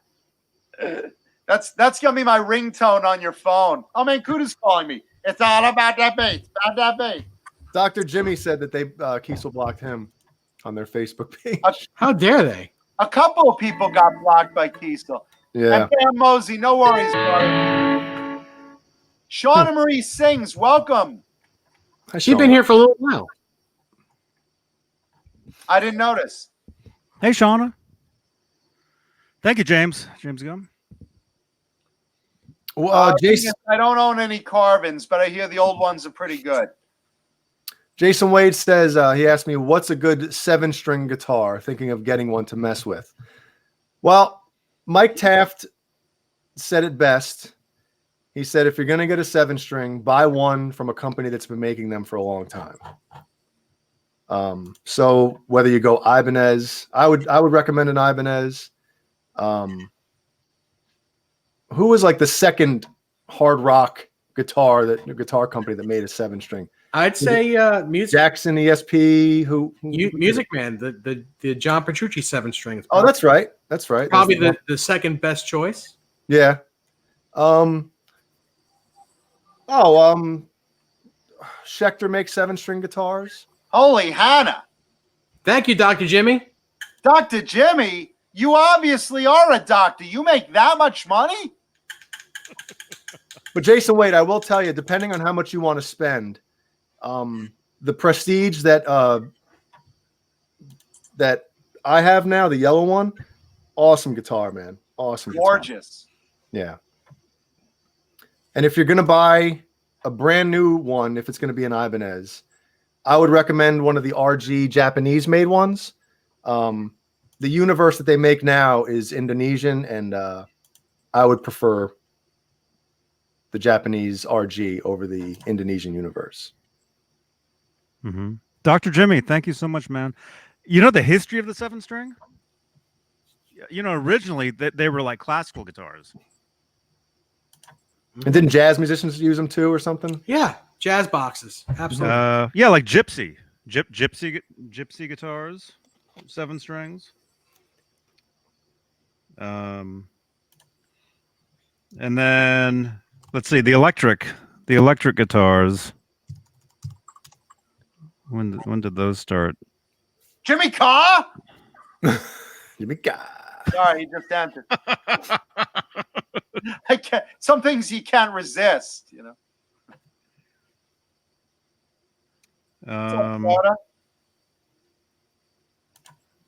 I think 1983. Is that right? Wait. What, an electric? Really? That far? Well, actually, it might be further than that. No, 1967. Mm-hmm. That sounds more right. There was a 7-string acoustic guitar. Semi-acoustic archtop guitars were used by jazz guitarist Ralph Pat. 7-string semi-acoustic. Okay, and those were in 1964. Jesus, I didn't even know they made them that far back. me neither. Mm-hmm. And What do you then- think, Jay? The Ibanez was first? Well, no, I'm just talking about electric rock guitar. I would, that would be my guess. I thought So- I thought the Gem was the first 7. I was wrong. Well, there might have even been a Fender one coming up as well, in the 60s. Because then it may not have come out, but there may have been one, like a prototype or something. Because, they've been around and doing electric guitars longer than, almost anyone. So Wow. I would imagine there was a 7-string somewhere at least in the 60s. It looks like maybe possibly the first solid body 7-string made its debut at NAMM in 1983. Wow. What company? John Biel. Luthier. Yeah, John Biel. Help me with these names. Is he even here? No. I haven't seen him. Kurt Sand. Luthier Kurt Sand built one. Oh, okay. So it wasn't like a production model or anything. It was just like a one. No. And then in 1987, Fender signed an agreement to produce a Stratocaster style guitar that featured a high A string. But those were never put into production. High A string. Really? So it was going the other way. Yeah. That's wild.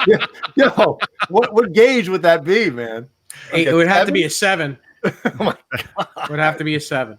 That'd be a 4.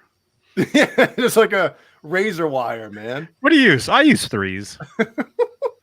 I use negative. Man, it's like a needle and a thread. Yeah. Yeah, it looks like jazz was actually the biggest So how would they, genre of music to play 7 strings. now one of those jazz 7 strings? What would the tuning be on that? Does it say going down the line? It would still be a B. Okay, so low B. The 7-string guitar of today is frequently tuned with a lower B. Right? As the extra added 7th string. Crowbar says it was still low B back then. Yeah. Cool. Then they do like the bass lines and stuff, I guess, with the. Yeah, and the jazz stuff, a lot of the stuff they would improvise bass lines on the lower string while they played. The dog pop jazz, so you don't need to worry about tuning. Just scat it along. But I think when the 7-string, as far as I'm concerned, I mean, when I heard that first Korn record, I was like, oh my God. After I heard that record, I had to get a 7-string guitar. That was it, Because I just feel personally, I mean, the way I look at it now, if you just tune everything down, like I know, I think Slipknot, for instance, I think they tune their 6-string guitars to B. And I just feel like you're almost taking away a string. That high string is now, basically off the guitar, the way I look at it. So that's how I feel about it. It's like, why would I tune down? Because that's what I've been asked before too. Oh, you play 7? Why don't you just tune a 6 down? It's like, because I feel like I'm losing a string. Right. Not only that, but it's very hard to set a guitar up that way, a 6-string guitar. Yeah, you got to get them thickies on there. Brendan Buttcheeks wants to know if you would ever upgrade to an 8-string. No. I played one. I don't want to say I played one, but when this was back in probably 2005 or 6, when I was with Ibanez. We were in LA and we went to the Ibanez office, and they had one of the Meshuggah guitar players, one of their guitars in the shop on the table getting worked on.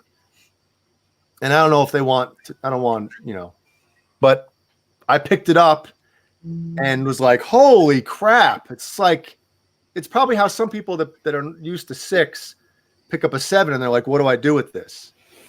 Like an 8-string, it's just like, it feels almost like just too much, Oh, and also the guitarists from Allegiant, they play 8 strings, and I picked up one of his 8 strings last year too, and I felt the same way. It's like, what do I do with this? And with a 7 string, you can still play the chords and everything. You still, go power chords and everything like that. With an 8 string, the way they're tuned, it's almost like you play a chord down there, and it's like, so. It's like on an 8 string, there's a lower note than a B. Yeah, it's like G sharp or something. See, that makes no sense to me. To me, an 8 string guitar should have a high A as well as a low B. I mean, you could do it like that, but they're more meant for the, what's his name from Animals as Leaders? Wouldn't even be able to begin to tell you. He plays with Vi sometimes now. What the hell is his name? Oh man, I can't remember his name. Is that Tosin? Yeah, it's Tosin Abasi, exactly. Oh. Yeah, he plays an 8 string. He does a lot of the thumb slapping, like he does a lot of the bass lines on it too. But he's like a phenomenal damn guitar player. I think Spacey T went up to an 8 string now also from Sound Barrier. I don't know who that is. Sound Barrier was the first black heavy metal band. Influenced a lot of people. Living Color. Okay. They influenced a lot of people. They still play around. They're terrific. I'll have to look them up. That's interesting. Yeah, but I just feel like Sound Barrier. Listen to what's the song? Born to Rock. Okay. I'll definitely have to check those guys out. Yeah, 3 albums. But I just feel like with a 7 string, you can still sound original and sound like yourself. Whereas when you play 8 string, you have to play, if you want to play any riffs down there, they're all like those single note riffs. And then you end up falling into like the Meshuggah trap where it's like you're playing Meshuggah riffs. So, and I love Meshuggah, don't get me wrong. Heavily influenced by them, but I don't want to sound like Meshuggah. Meshuggah. Some that Meshuggah. band, I don't want to sound like some Meshuggah. I'm telling you, that band is the reason why I fell in love with like polyrhythmic music. It's like as soon as I got into those guys and like just a whole area in my brain opened up where I was like, holy crap, I understand like different time signatures and playing like one rhythm over top of another and having a drum beat that's doing this and you're playing a guitar line. It's like, it was so strange, man. I'm just looking. Dr. Jimmy in the chat wants to know, has anyone ever here taken a guitar on a flight? I'm flying in October. I would like to bring my guitar. Oh, there's a whole world of talk there. I've never had a problem bringing it on a flight. You put it in a gig bag, you bring it in the plane with you. Do not put it underneath the plane. Here's the thing. You're legally allowed, and this is within the continental United States. You're legally allowed to say, this is how I make my living. I have to have it in the passenger compartment. And as long as it fits in the overhead bin, they have to allow you to take it as a means of making a living. The trick is, if you have it in a gig bag, you better really make sure that could fit in the overhead bin, or they'll accommodate you in a closet. Insert joke here. Because, I mean, obviously, a gig bag, your guitar is at risk. You could break your headstock. You know, you have all these people always stuffing their bags in the overhead bin, overstuffing, moving people's shit just to avoid the baggage fees. So you have to really keep an eye on it, and they won't give you the space next to you in the seat for it. So you have to call your airline and talk to them in advance, and do not surrender it and check it unless it's in a flight case, a designated flight case. Well, go ahead, Dave. I agree with you, but as long as your gig bag is TSA approved, it's fine. Like I have all my gig bags are Reunion Blues heavy duty leather bags. Like heavy duty, you can drop them and you can drop a Les Paul in it and it won't break. I've done it. In a gig bag? In a heavy duty leather gig bag. Yes, absolutely. I don't know about that, man. Maybe not for you. I've had no problem. I can show you. You know what? I'll be right back. I'll show you the gig bag I'm talking about. Well, in the meantime, I'll give you my experience with. I flew one time when we flew to Europe to do a 2-week tour, we couldn't put all our, everybody had 2 guitars. We can't you can't bring them on the plane. So everything was checked, and they did break one of my damn guitar cases. And I'll tell you how nervous I was opening, because it was that, you can't see it, but it was my Mirror Pickguard Universe, which was my main guitar at the time. And that's the case that they broke. And I'm telling you, I was scared out of my mind to open that case, but the guitar was fine.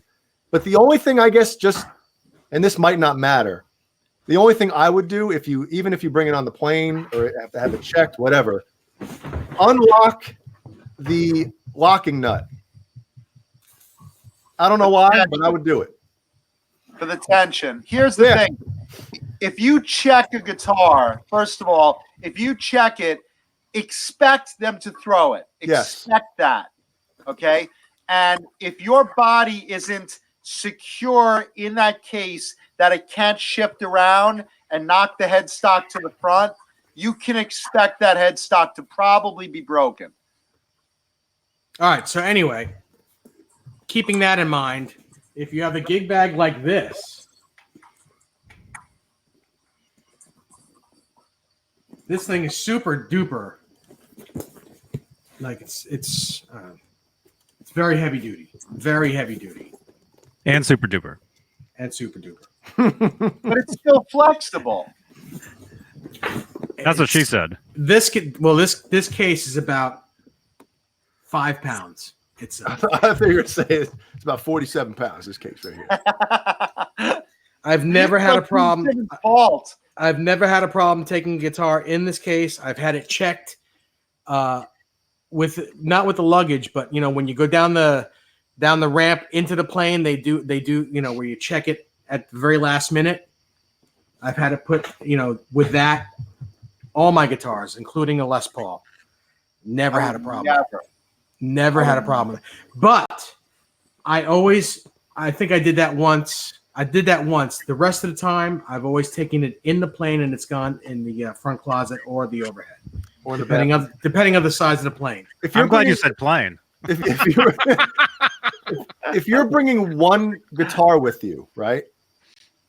Can you, if you have it in like a gig bag, so it's not this huge case, can you put it like between your legs? No. Okay. So then they'll let you put it in some secure storage area out of the way. What if you have the money and you buy the seat next to you?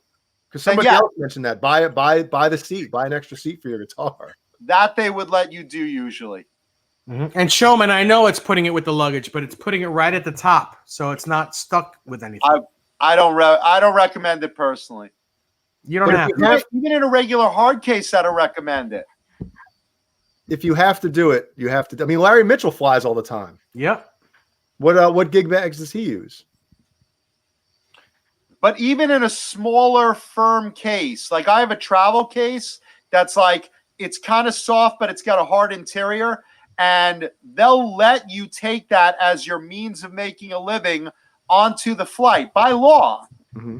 But it has to go somewhere they could secure it. It has to fit. Mm-hmm. Tube Supio, he says, here's the test, Dave. Send me your floral gem in that leather case. You send me $3,500, and I will absolutely send you the floral guitar in this case. Not a problem.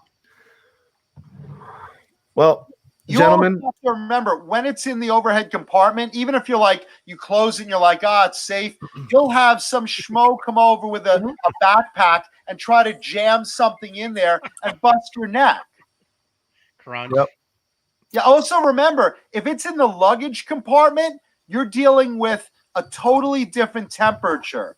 You're dealing with ice cold conditions in there. Ice cold. On that note, I gotta go. I gotta put Ellie to bed. I just wanted to come on and give you my very happy update about the thumbs down guitar.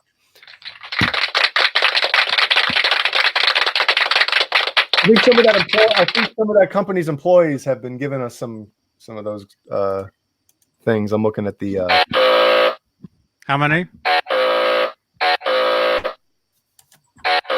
Well, listen, we'd appreciate if you guys would give us thumbs up to counter the effect of the Kiesel Corporation.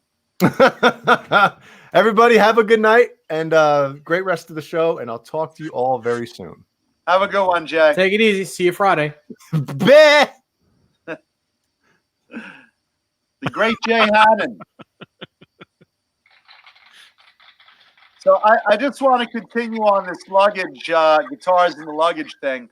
Now, let me also go into international flights, because if you bring a guitar with rosewood or ebony right now, or ebony also, right? Sights. Actually, I think that rosewood thing, if it hasn't been lifted already, it's just about to be lifted. It's not lifted right now. Then it's just about to be lifted. Your mouth to God's ears, I hope you're right, because sights right now, the sights laws basically say if it's an endangered wood like ebony or rosewood, you are not allowed to bring it over back or forth without a certain amount of paperwork showing that it was made before a certain year. So don't bring your guitar that has a rosewood board overseas, because they're just going to have a thing. Ron John says they just changed it recently. Ron John, can you elaborate on what it was changed to?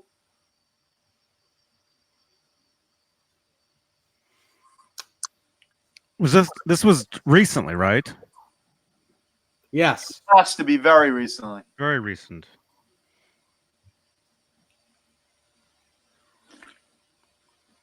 If you know about the changes to the sites laws, please educate me right now. Ron John says musical instruments are exempt now. Really? Bravo, finally.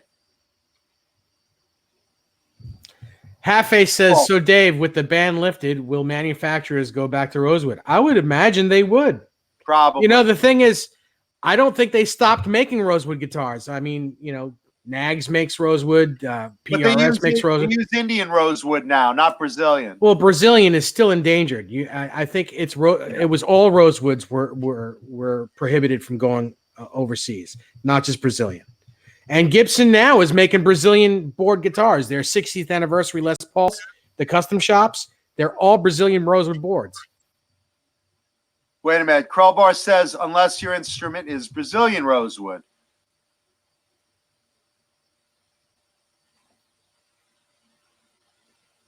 Did they just exempt musical instruments, period? Is that the whole thing? Or are they still bitching about Brazilian rosewood? You know, I don't know the exact thing, but I just know that they were that it was either just lifted or it's going to start to be lifted. Okay.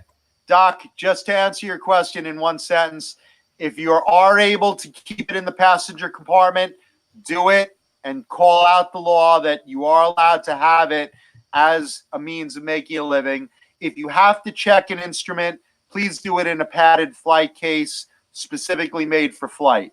That's my own opinion, of course. Or the third option is buy a ticket for your guitar. They can't not say you can't put it in a seat if you don't buy it a ticket. If you buy it a ticket, I mean. That's how Joe Bonamassa travels with one of his Les Pauls or his Flying V. When he uses his Flying V on the road, he buys that guitar ticket. It flies in a seat. That's true.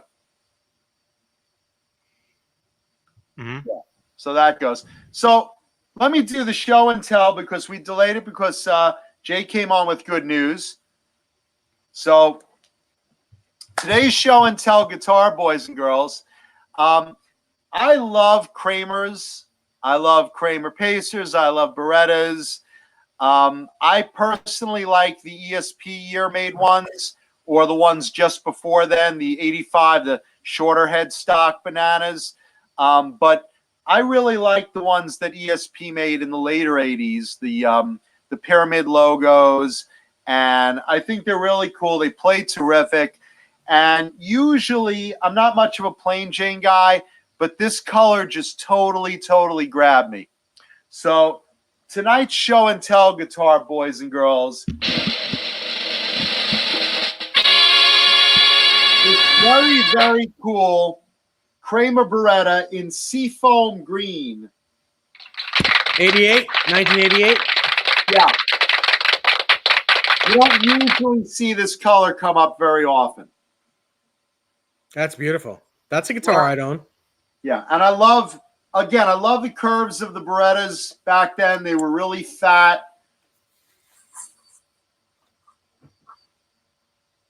And you can see it's kind of like blue-green, aqua. It's seafoam. How long have you owned that guitar? Probably 8 months, 6 to 8 months. And this one came up in LA. Real Floyd, Duncan JB Zebra. I think when I got it, it came with the dime bag, the dime bucker, and I wasn't really crazy about the tone. And a JB is such a classic Beretta pickup anyway. So let's see if I can back up a little bit and give you a little bit better view. There you go. That's nice. Yeah, and I like this style logo on the headstock. This is the pyramid logo. ESP had a hand in making these guys, and they were just on the top of their game back then. Again, for my style anyway. This one is let's see. This one's an F series. For those of you that know Kramer pretty well, the series was numbered D, E, F. I think actually it started with B as these type of Kramers. Early on. With Floyd's it started with B. A would be A would be Strat headstock with a normal trim. And then what'd they go up to? I think G before they canceled was the last letter? I believe so. Mm-hmm. Yeah. So I just dig it. And again, these things, if you haven't played a late 80s Kramer, they're terrific quality, man, and they're bang for the buck. I mean, these guitars run, 800, 1,000, 1,200, depending on where you could find them. They're usually on Reverb or Craigslist floating around. They're really, really, really good. This particular one has a little bit of a wider flat neck. Some of the ones I usually get are a little rounder. That's an R5 nut as well, too. There you go. I like an R2 nut usually, but this one's a little wider.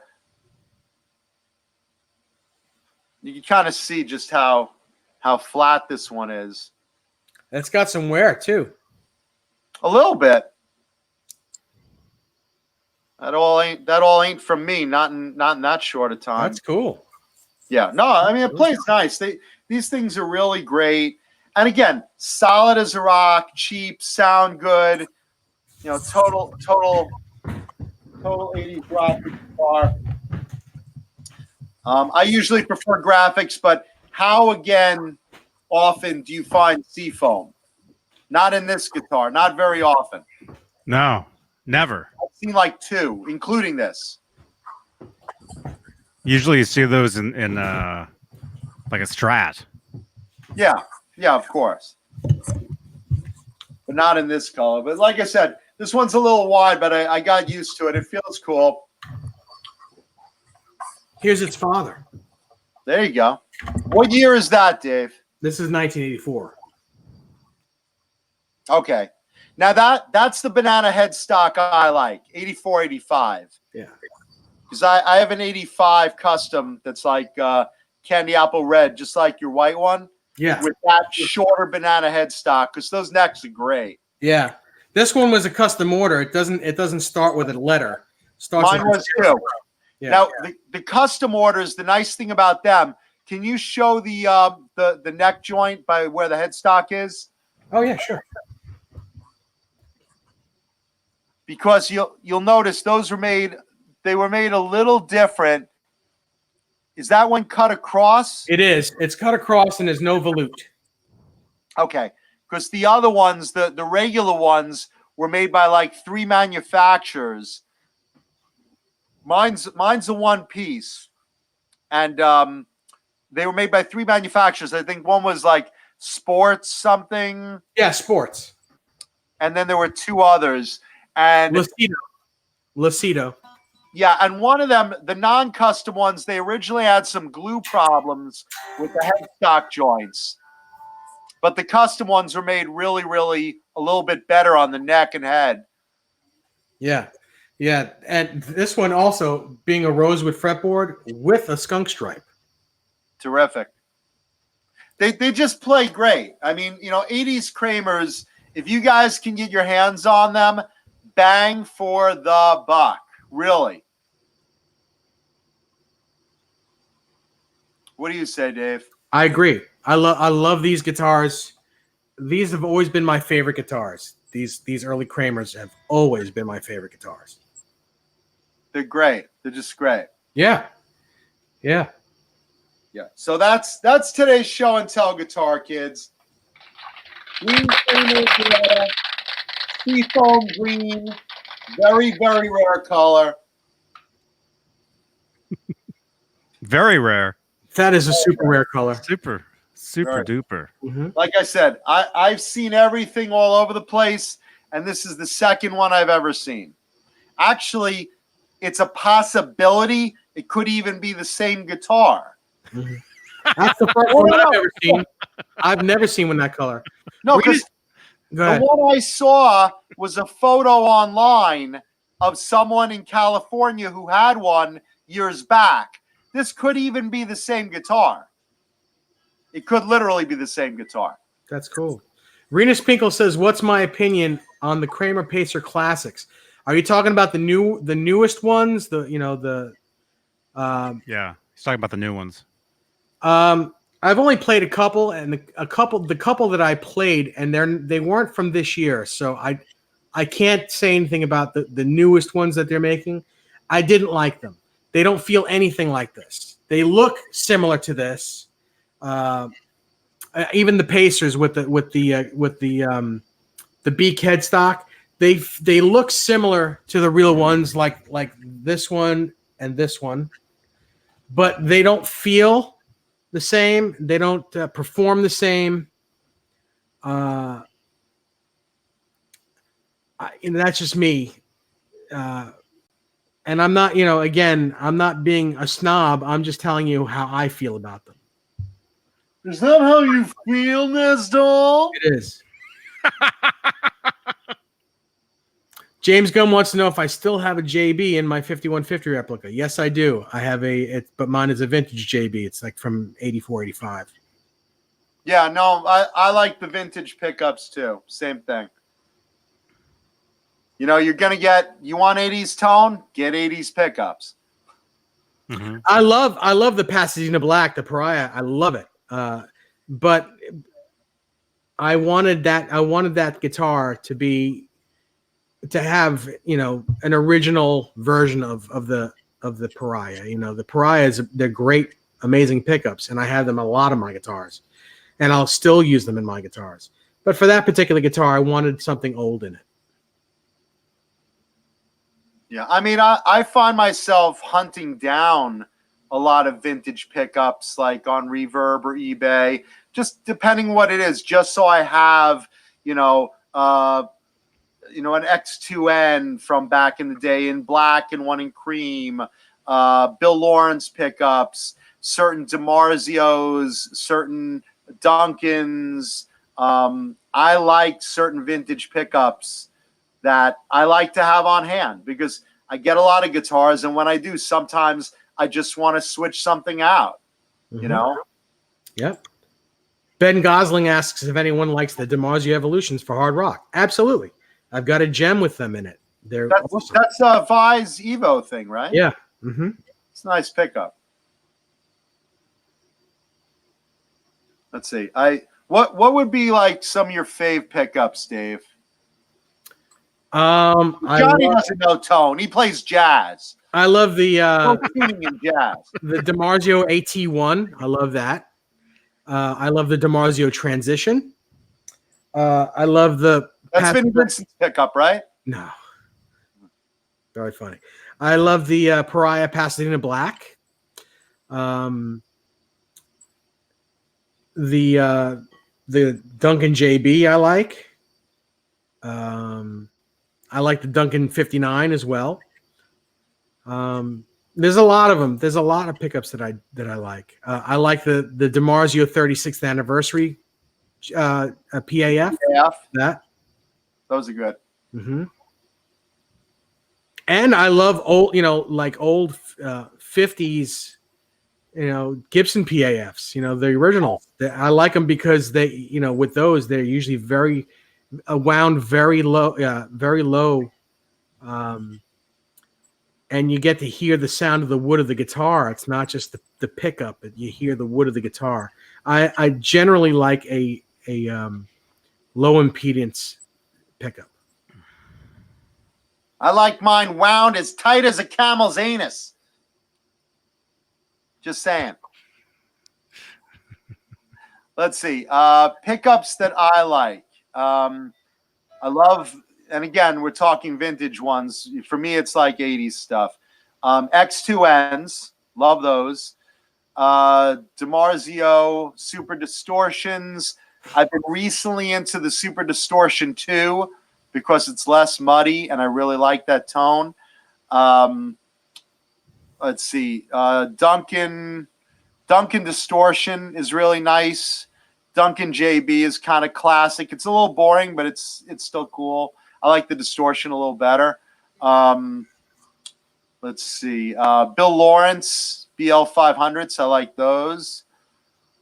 And yeah, I mean, old PAFs are just classic. Really, really good tone. And you're right. The 36th anniversary basically is aping that tone. It's a really classic 80s pickup. And I like the Jackson. What are they? The 50s? They're J50s. Is that what they call them? I'm not sure. Jackson made pickups in the 80s that they threw into a lot of vintage Charvels. And they were usually like, I think the J50, the J80, the J90, but I like the 50. Mm-hmm. And Les Paul, I have a Burstbucker Pro that cool pickup. Yeah, is amazing in my my 78 my 78 Tobacco Burst Les Paul. It's a Burstbucker Pro, and it really, really, really has a nice distortion tone. Very, very Ace Frehley. Really nice. Fret Level Midnight has a great question. He says, okay, time to get morbid. Have you all thought of what you're going to do with your guitars when you croak? I just don't care. I don't care what happens to them. That's good, man, because I want your Les Paul. Oh, you'll die before I do. You live in LA. You live in LA. You're dying. Yeah, I've already got a letter out to Desiree. I'm gonna hand her at the funeral. I'm gonna say, here. I hope this helps. And she's thinking, oh, it's probably money to help pay for the funeral. It's really a letter. Dear Desiree, Dave would want me to have his Les Paul. Funny thing is, she knows exactly what it costs, so she didn't give it to you. You'd forge his name. Well, I'll remember that on your wedding gift. You'll make a note like it's like he sent the note. Hold on a minute. I'm getting your wedding gift ready. It's okay. I mean, you're coming from LA. I don't expect you to give us a good present. You are enough. Your mouth is enough. Everyone says that until they see me eating the wedding buffet. Then they're like, holy shit, he's eating all the shrimp. Like the Blues Brothers. Fret Level Midnight says he wants she, I don't know, wants my thumb as a pick. Thanks. Wow. I would love to give it to you. Wow. Dave wants to give you the thumb, so you know what that means. Oh. Right up the old Kiesel. Johnny, real quick, to dive into the pickup debate. What pickups do you like? I'll always go with a Duncan 59 if I could have, like you were saying, vintage, right? Or like standard. That's a standard pickup. A 59 I'll go with. I remember really liking the Screaming Demon. Okay. The Duncan. I remember that one sounded great through my 5150 amp. Dave, do you like those? I know it's in a guitar that I might be getting in the near future. You might have Do I one. like them? I might like it in that guitar, but I had it in a guitar that I wasn't crazy about it in. I had it in a guitar that was an older body. It sounded a little single coilish to me in that body. Didn't really sound full, but I would imagine in the body of the next guitar I might possibly get, it should sound good. Maybe you might get that guitar. Are you sure it wasn't the wiring? Like only one coil was on? No, I'm sure because I didn't wire it myself. I brought it to a reputable person to have it wired in because I thought, if it was good enough for George Lynch, it's got to be good enough for anybody. Mm-hmm. But to me, it just didn't sound. I think it was the guitar. I just think it was, just wasn't the right guitar for it. I remember when I had the Screaming Demon, I still had. Well, I had to sell the one I had. I since got another one. But I remember when I used to use it, it was in a Kramer Focus. Mine was in a Kramer 1000. too. Mine was in a Kramer too. It was in a Dennis Klein painted Kramer. And I remember I had split the pickup. I had split the coils, so I had I had a tone pot that you would pull up, and it would turn it into a single coil. Oh, the push pulls, yeah. Yeah, which I wired myself way back in the day. Hi. Oh, you got your sandwich? Is your pizza here? Yeah, I got my sandwich, Johnny. Mama mia. You were talking about food when you jumped in. No, I wasn't talking about food. What are you talking about? You were talking about hamburgers. I was talking about the wedding buffet. Yeah. So yeah, Screaming Demon. Everybody knows I love the EVH Wolfgang pickups. Love Dave, those. what was the EVH pickup that I adored in that one guitar at your house? Which guitar? There was was it like a Frankenstein prototype or something? Oh, it wasn't an EVH pickup. It was. Yeah, I guess it was. It's in my Frankenstein. I have I'm going to call it a failed prototype. It was a prototype pickup that EVH decided not to use for their Frankenstein. It was given to me as a gift from someone at Fender. It's a relict Frankenstein. I guess if Eddie would have approved it, it would have been the Frankenstein, but it was made for that guitar, for the Frankenstein, the 300 guitars. But it was just laying around, and it was given to me. So yeah, and I love it. I think it sounds amazing. I don't understand why Eddie didn't approve it. It sounds amazing. Dude, if you ever sell that pickup, man, you call me. I love that tone. I would probably sell the guitar before I'd sell the pickup. I'd probably put a different pickup in that guitar and keep that pickup. That pickup is outstanding. Mm-hmm. Dave's going to leave me that in his will. Yeah, I'm thinking of Viking funeral myself. I'm just going to have a barge with all the guitars lined up around me and just lay my body on. And then Nesdal's going to shoot a flaming arrow across the ocean and land onto the barge and just light the whole fucker up. Dude, I'm going to cherry pick the shit out of your collection first. Of course you are. That'll probably be most of them. You can keep the BC Riches. Basically, I mean, for myself, I basically wanted my guitars to be split between mostly I put my ex-girlfriend in charge of them with, take care of my parents and then you enjoy some money. But a lot of my guitars have names in the cases of people that have dibs on them or people I want to have them. So if something happens to me, so you can start praying now, guys. I have designated a couple of certain guitars to certain people if anything ever happened to me, and then sell the rest and enjoy the money. But now that she's my ex-girlfriend, I'm kind of out of a game plan. But with the exception of dibs, I honor dibs. But like I said, I don't know. I gotta reconfigure my death plan. Not that I want you dead, because I'd much rather have you alive than have any of your guitars. Honestly, seriously. But am I in there at all? You might be, man. You might be. Open you up the were- toilet seat lid. If you were, you probably have an idea which guitar would go to you. Yeah, I think I know. Yeah. I'd want two of them though. Not What's that the I'm other being one? greedy. Listen to this motherfucker over my grave. It would be one that you haven't shown yet. Let's see. Give me Lawsuit. my lawsuit. Mm-hmm. Oh God. Not your. Yeah.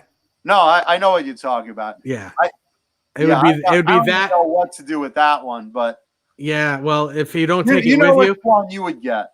if you yeah, I know which one I would get, and it would, I would probably, you know what, I would probably send that to if after you pass and I pass, I would probably send that to the guy who let me play it the first time.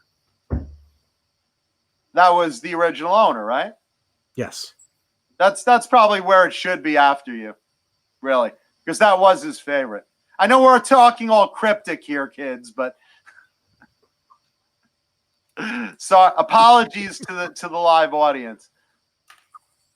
No, look, I mean, we all want guitars to go to good homes and the right homes and people that'll enjoy them and people that'll play them.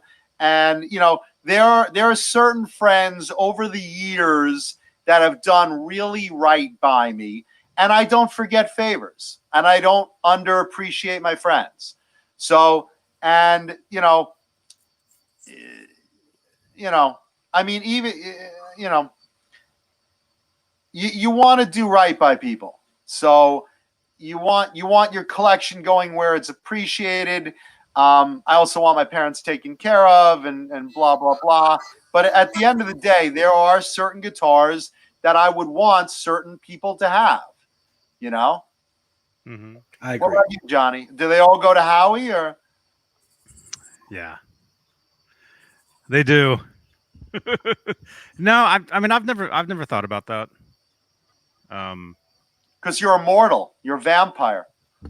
Yeah. You'll be in. It'll be 2080, and you'll be like, "This is Johnny Beane coming to you live from the hollow deck of the 437-story tower I live in," and bought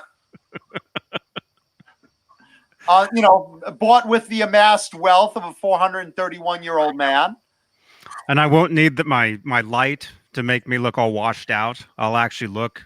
I think you look pretty good right now. I think you got some color. I don't think it makes you look washed out right now. My light is all washing me out. I look like a vampire right now. No, I one of the times I had to split, I adjusted my light. But Hey, as Steve, as far as says in 2081, he'll still be doing. Am I blurry?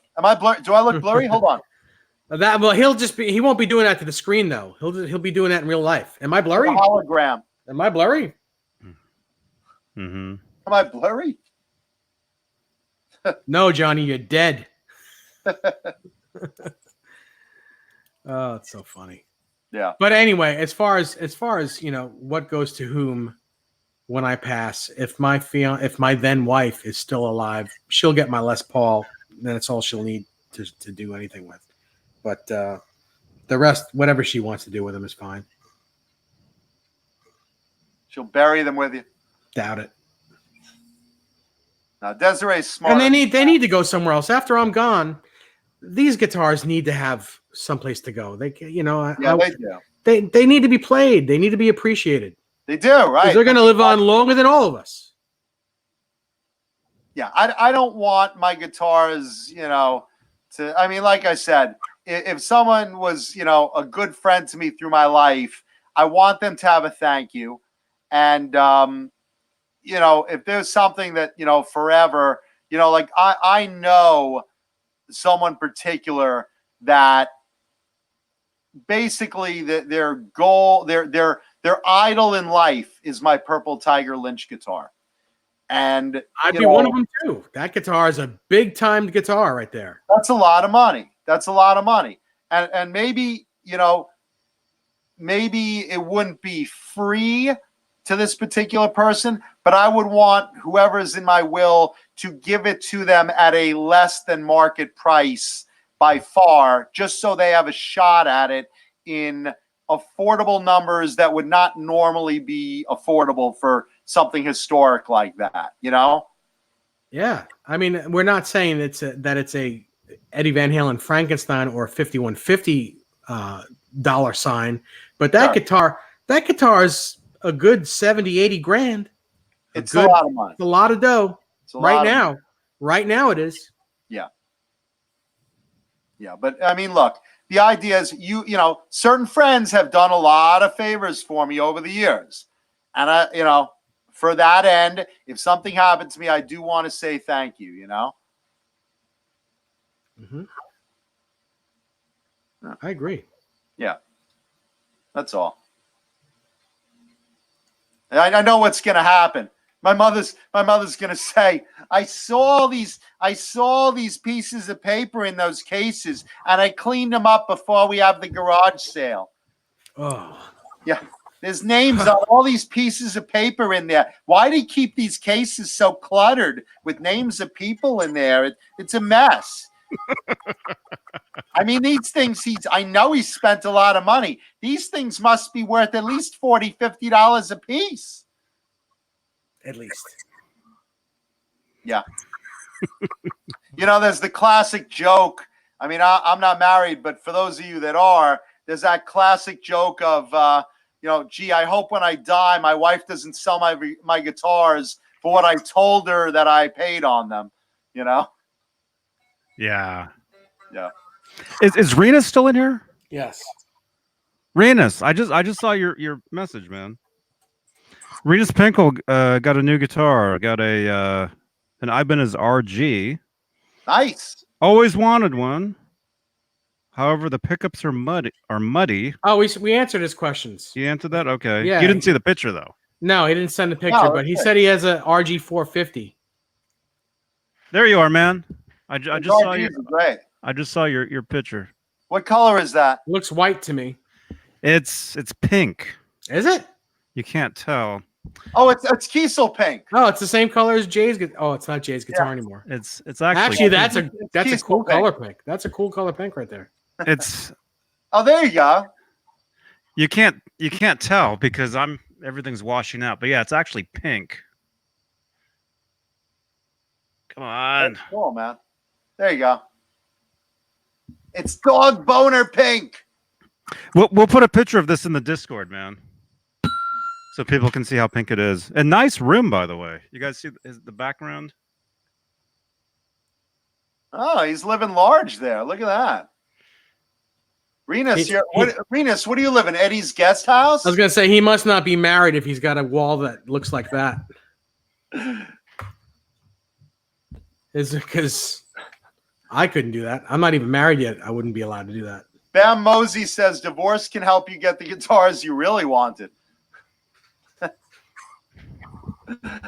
Sean Zimmerman says, I want an Ibanez S series. What did Dave and John think of the S series guitars? Do you not respect Johnny's opinion too? What was the question? I'm sorry. What do we think of the Ibanez S series guitars? I love them. I think they're great. A lot of them are anyway, especially the earlier ones. The early ones are really, really good. Yeah. Like I'm thinking mid 90s, those. The S series. Ibanez makes just a solid guitar, man. Yeah. I like the old Ibanez. I like late 70s. Oh, like Icemans and stuff. Like the one that I have. The Roadstar. The Roadster. Yeah. Okay. The Ibanez Roadster. It's like it's a Strat basically. Nice. Hey Layla. Renus said his wife painted that wall for him. That's so cool. Dave, I guess. Yeah, that's cool. That's good. That's wife. Totally cool. Wife. You married good. Good wife. Mm-hmm. No, I have to say that's the thing. If you're a real guitar enthusiast and you know the answer, you know how many guitars can you own? You're always one away from just enough.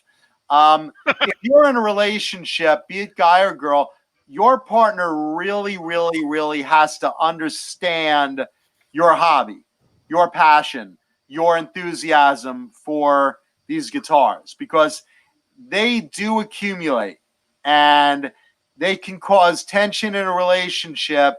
My relationship that I got out of recently, 7.5 years, one thing that I really loved about the girl was that she really understood and respected my love of the hobby. And that's kind of necessary. I mean, I'm overkill with guitars, but someone like Desiree really gets it. She understands, hey, he wants these out. He wants to enjoy them. He's passionate about them. Some will come in, some will go out. They accumulate. If you're not in a relationship that doesn't get it, like you have to start the argument. Well, how many guitars do you need? You can only play one at a time. All right. Well, how many shoes do you need? You can only wear one pair at a time. You It's not the same. You could get into that back and forth. Right. But the bottom line is, if you're in a relationship, you really should be upfront with your partner that this is a thing for me. Yeah. And you've got to work with me to respect that. Yeah. Here's my problem. Here's my problem. I buy guitars. Yeah, I'm not gambling. I'm not cheating. I don't do drugs. I'm not doing heroin. Right. I don't do drugs. You'll be the only woman in my life always. Yeah. And I buy guitars. Yeah, no, I literally put it to my ex that way. I literally said, look, I don't cheat. I don't drink. I don't smoke. I don't do drugs. I don't gamble. I buy guitars and comic books. That's my vice. You can have a lot worse problems. And she totally got it, Mm-hmm. Yeah. And that goes for girls too. Because, if you're a girl guitar player and you're with a guy who's not a musician or a hobbyist, and they don't totally get it, Right. Yeah. I agree. Thanks, Crowbar. Always appreciate, brother. So this has been Vintage Kramer Talk. Yes, this is Vintage Kramer Talk tonight. Yeah, Joe Harvey says drugs. How do you think I pay for the damn guitars? Hey, we all have our vices, man. We all have our vices. I don't say don't party. I'm just saying I don't. Yeah, exactly. Crazy. Yeah. So anyway, what else you guys got? 10:41. Johnny, where are you, man? Is he tucking in the chickens or plucking the cat? I think he's choking one right now. Plucking the cat's ass hair. It's a very light guitar, this one. Now, yours is a 84, you said? Yes. Okay. So mine's a little later, but they both have those curvy bodies. This one is slightly smaller than yours. This is an 84 body with a transition 85 neck. It's 84, 85 neck. Okay. Mine's got the fatter body on this one. Yeah, this is slightly it's slightly small. It's the same thickness, but it's slightly smaller. Like the old Pacer bodies, so many jokes I can make right now, man. Yeah, I know. That's all right. It's built like a tuna can.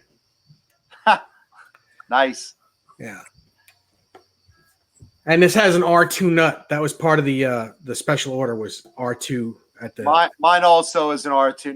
Not this one. This one's a wider neck, but my 85 custom, which is like yours but candy apple. Mine's also an R2 nut, which is terrific, man.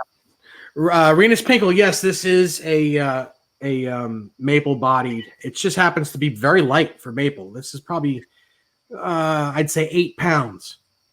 Very light guitar for maple. Mike Neese asks if I have a maple fretboard Beretta.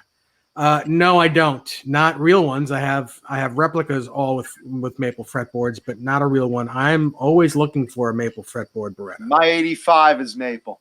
Yeah. Did you show that yet? No, not yet. Yeah. And it's maple with this headstock, correct? Yes. That's the one to have. What color is it? Black? Candy apple red. Oh, it's red. Nice. Beautiful. And the neck is like gold. It's fucking terrific player. Let's see. Good night, Jay. Have a good one, brother. Thanks for coming on, man. Good night, Jay. Jay reaching victory in the Kiesel War. Someone was asking good years of Kramer's and what year did they start making crap. I personally, my favorite years, let's see, it's Al Martin. I personally like 84 to 1990. Those are my sweet spot years. With that said, 80, I think it was 87 or 86 is when ESP started making them. 86. Yeah. So they're different. They're two different guitar feels, but I personally love the quality of both of them. What about you guys? 86 is when they started making the headstock that you have. And it's the same headstock. Which way am I going? Same headstock as this blue guitar right here. Right. 86 had the smaller gold decal. 87 started with the pyramid decal. And then 88, it started with the route underneath the Floyd Rose. I'm going to go 2 years. This one's routed. Yeah, that's yours is an 88. It's routed underneath. Yeah. Yeah, 88's when that started. I'm going to say 82 to 1990 for me on Kramer's. Anything past 1990 to me, well, I don't think they were even. I don't think they were in business. Yeah. So, well, that meaning today's Kramer's, I don't think are that good. They're not as good, but I think for an import, for an import, they're great. But if you're looking to get something like this, you're not going to get it out of a new Kramer. No, just not going to get it. Not the same. But 82 when Pacers like these two were made, they were fantastic. Like that white one that I have, it is so tight sounding. It's built like a brick shithouse too. It's not heavy, but the neck is in the joint really tight. There's no like on some of them you'd find like there's a you can stick maybe even a guitar pick between the neck and the joint and the neck joint. But like that one particularly it's made perfectly. AI Martin's asking, were they ever USA? They're all USA. Yeah. Keep in mind, when I say ESP was making them in the late 80s, they were supplying the parts. The neck and body. Yeah, and they were assembled in the US, and all the hardware is in the US, and stuff like that. So Floyd Roses have always been made in Germany.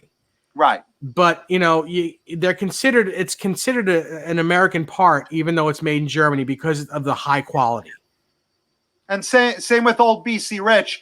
A lot of them, the parts, they were carved in Mexico in some cases, but they were, brought here, assembled here, hardware is here. They were, fine tuned and adjusted and everything here. So, these are USA guitars. Mm-hmm. And Ron John says new stage masters look great. All of the Kramers look great, but it's not just about the look. You want them to perform great, and they just miss. All the new ones look great. The one that I felt was the best at NAMM was the new Night Swan, and even though it's made over by where they make Epiphones, the thing about it was, I liked that they switched to an R2 nut because the original Night Swans was an R1. Mm-hmm. And that was a really, really, if you've never played an R1 nut, it's really, really thin. And it's a little hard to get used to because it's such a small neck. But the R2 felt really what I like as playing, Yeah. Yeah. Soda says, I want Al Petrelli's Night Swan. It's very funny that you say that. Al Pitrelli had quite a few Night Swans. He also had the Pro Axe. A good friend of mine, real good friend of mine, was great friends with Al Pitrelli back in the 90s. And Al gave him a lot of guitars. I believe he gave him a red Night Swan and like a silver sparkle Pro Axe. He may have even given him a Sustainer. But yeah, really, I've played all those guitars. All Al's guitars are great. Yeah, I have Steve Brown of Trickster's Night Swan. He wants that back too. I had at Dave's house during my first show when I was a guest, and that particular Night Swan has a better pickup combination that I liked, because it had a humbucker and it had a single coil right at the top of the neck, so that the middle area was cleared out. Because your normal Night Swans, you had a bridge pickup and you had a middle humbucker. And for me, I hate middle pickups for my picking style. When I play like a Jackson soloist, I just lower them as low as I can, and because they just get in the way. So the original Night Swans for me just had that pain in the ass, middle pickup that Vivian Campbell liked, but I didn't. Mm-hmm. And Mickey Settlemeyer, I'm not going to the Blue Lake Comic-Con. Usually the Comic-Con I go to is, San Diego Comic-Con, and then the occasional, maybe a Long Beach one or New York City somewhere. But the only one I go religiously to is the big one, San Diego. Showman Blues, you said price before. What are you talking about? I think you said, what was it say? You said how much or something. How much, Dave, approximately? What are we talking about? What guitar?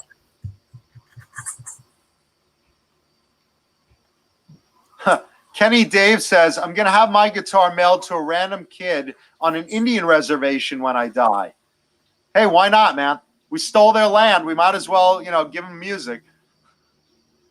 Oh, what are the 80s Kramers going for? It could be anywhere between $700 and $3,000, $4,000, $5,000. It depends what it is, man, because you can get like a plain Jane Beretta, something like this, probably like $1,000, something like that. Up to, 1,400 maybe, and a Pacer probably like in the, 700 to 800 range. In that year, because I had two more of these a couple years ago. I have a friend that asked me to sell a few of these for him, and I sold both of those.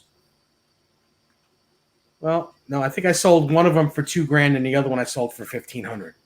And for 84, 85s, right? Yes, and I kept one myself. Yes. Yeah, and that's where it gets pricier. What I was talking about is the later 80s ones, because certain things are more expensive, like a Sustainer or a Hollow Flash or a Graphic or something like that. But for the most part, the ones like Dave is sporting right there, in 84, in 83, and 82, the earlier ones, they could be pretty pricey.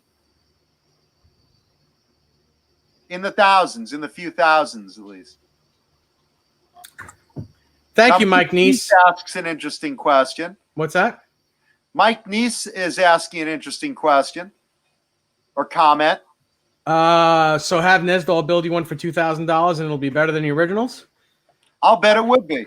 Well, it's not because I'm building it. I just think the parts that I can get, the parts that are being built now, are the tolerances are much better. They're just much better. I mean, you could build one. Not that I don't want you to have me build it, but if you get the right parts and you know how to put a guitar together, it could be a pretty damn good guitar.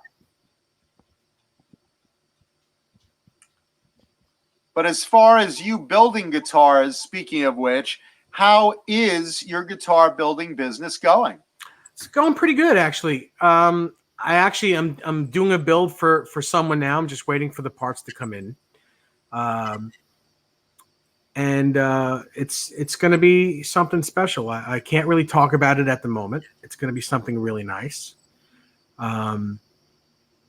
like I said, just waiting for the parts to come in so I can have it painted by my buddy Nick, and he's my partner in this venture. And then I'll build it. For those of you that aren't very familiar with Dave as far as his new business venture, Dave is building custom guitars, a lot of replica guitars of various artists and stuff like that, top quality stuff. And he's also a master luthier as far as setups, repairs, things like that. Really, really terrific stuff from someone with just years and years and years of experience working at places like, where'd you work, Manny's? Or I worked at Manny's in the 90s. I'm sorry, and then I worked at Guitar Center from 2002 to 2009, I believe. Yeah, and it was just a long time in music retail. Also, in between that time and before that time, I worked for various guitar repair companies and luthiers. I have 30 years experience in building guitars and setting up guitars. What's your website? Give the website. It's theguitarwhisperer.guru, www.theguitarwhisperer.guru. Okay. And if you want to catch me on Facebook, it's just The Guitar Whisperer. And you'll see a picture of me, I believe, holding probably my flame guitar as my main photo, and then my cover photo is going to be the Yellow Tiger guitar. There you go. Two very cool. Yeah. One Steve Vai, one George Lynch replicas. Really good quality though. Not garbage. Let's see. Looking at the chat, I haven't asked it too much, but we had a lot of fun tonight. Can we get a bunch of thumbs up? Could you guys just please give us some thumbs up as we go? Because we'd really appreciate it. And obviously share the rerun video, but we'd love some thumbs up, especially if you're happy about Justice for Jay tonight. Absolutely. Yes. We appreciate that. And be sure to subscribe. Soda asks if I've ever met Zach Wilde at Manny's. No, I never met him, but I could probably do a whole show on people I have met while I was at Manny's. Nice. I don't know if you ever met me. I went to Manny's back in the day, but I was there. I was there from yelled at me at some point. I was there from 95 to 99. Let's see. I was there the year before you were there. I was there in 94. Yeah, I was probably around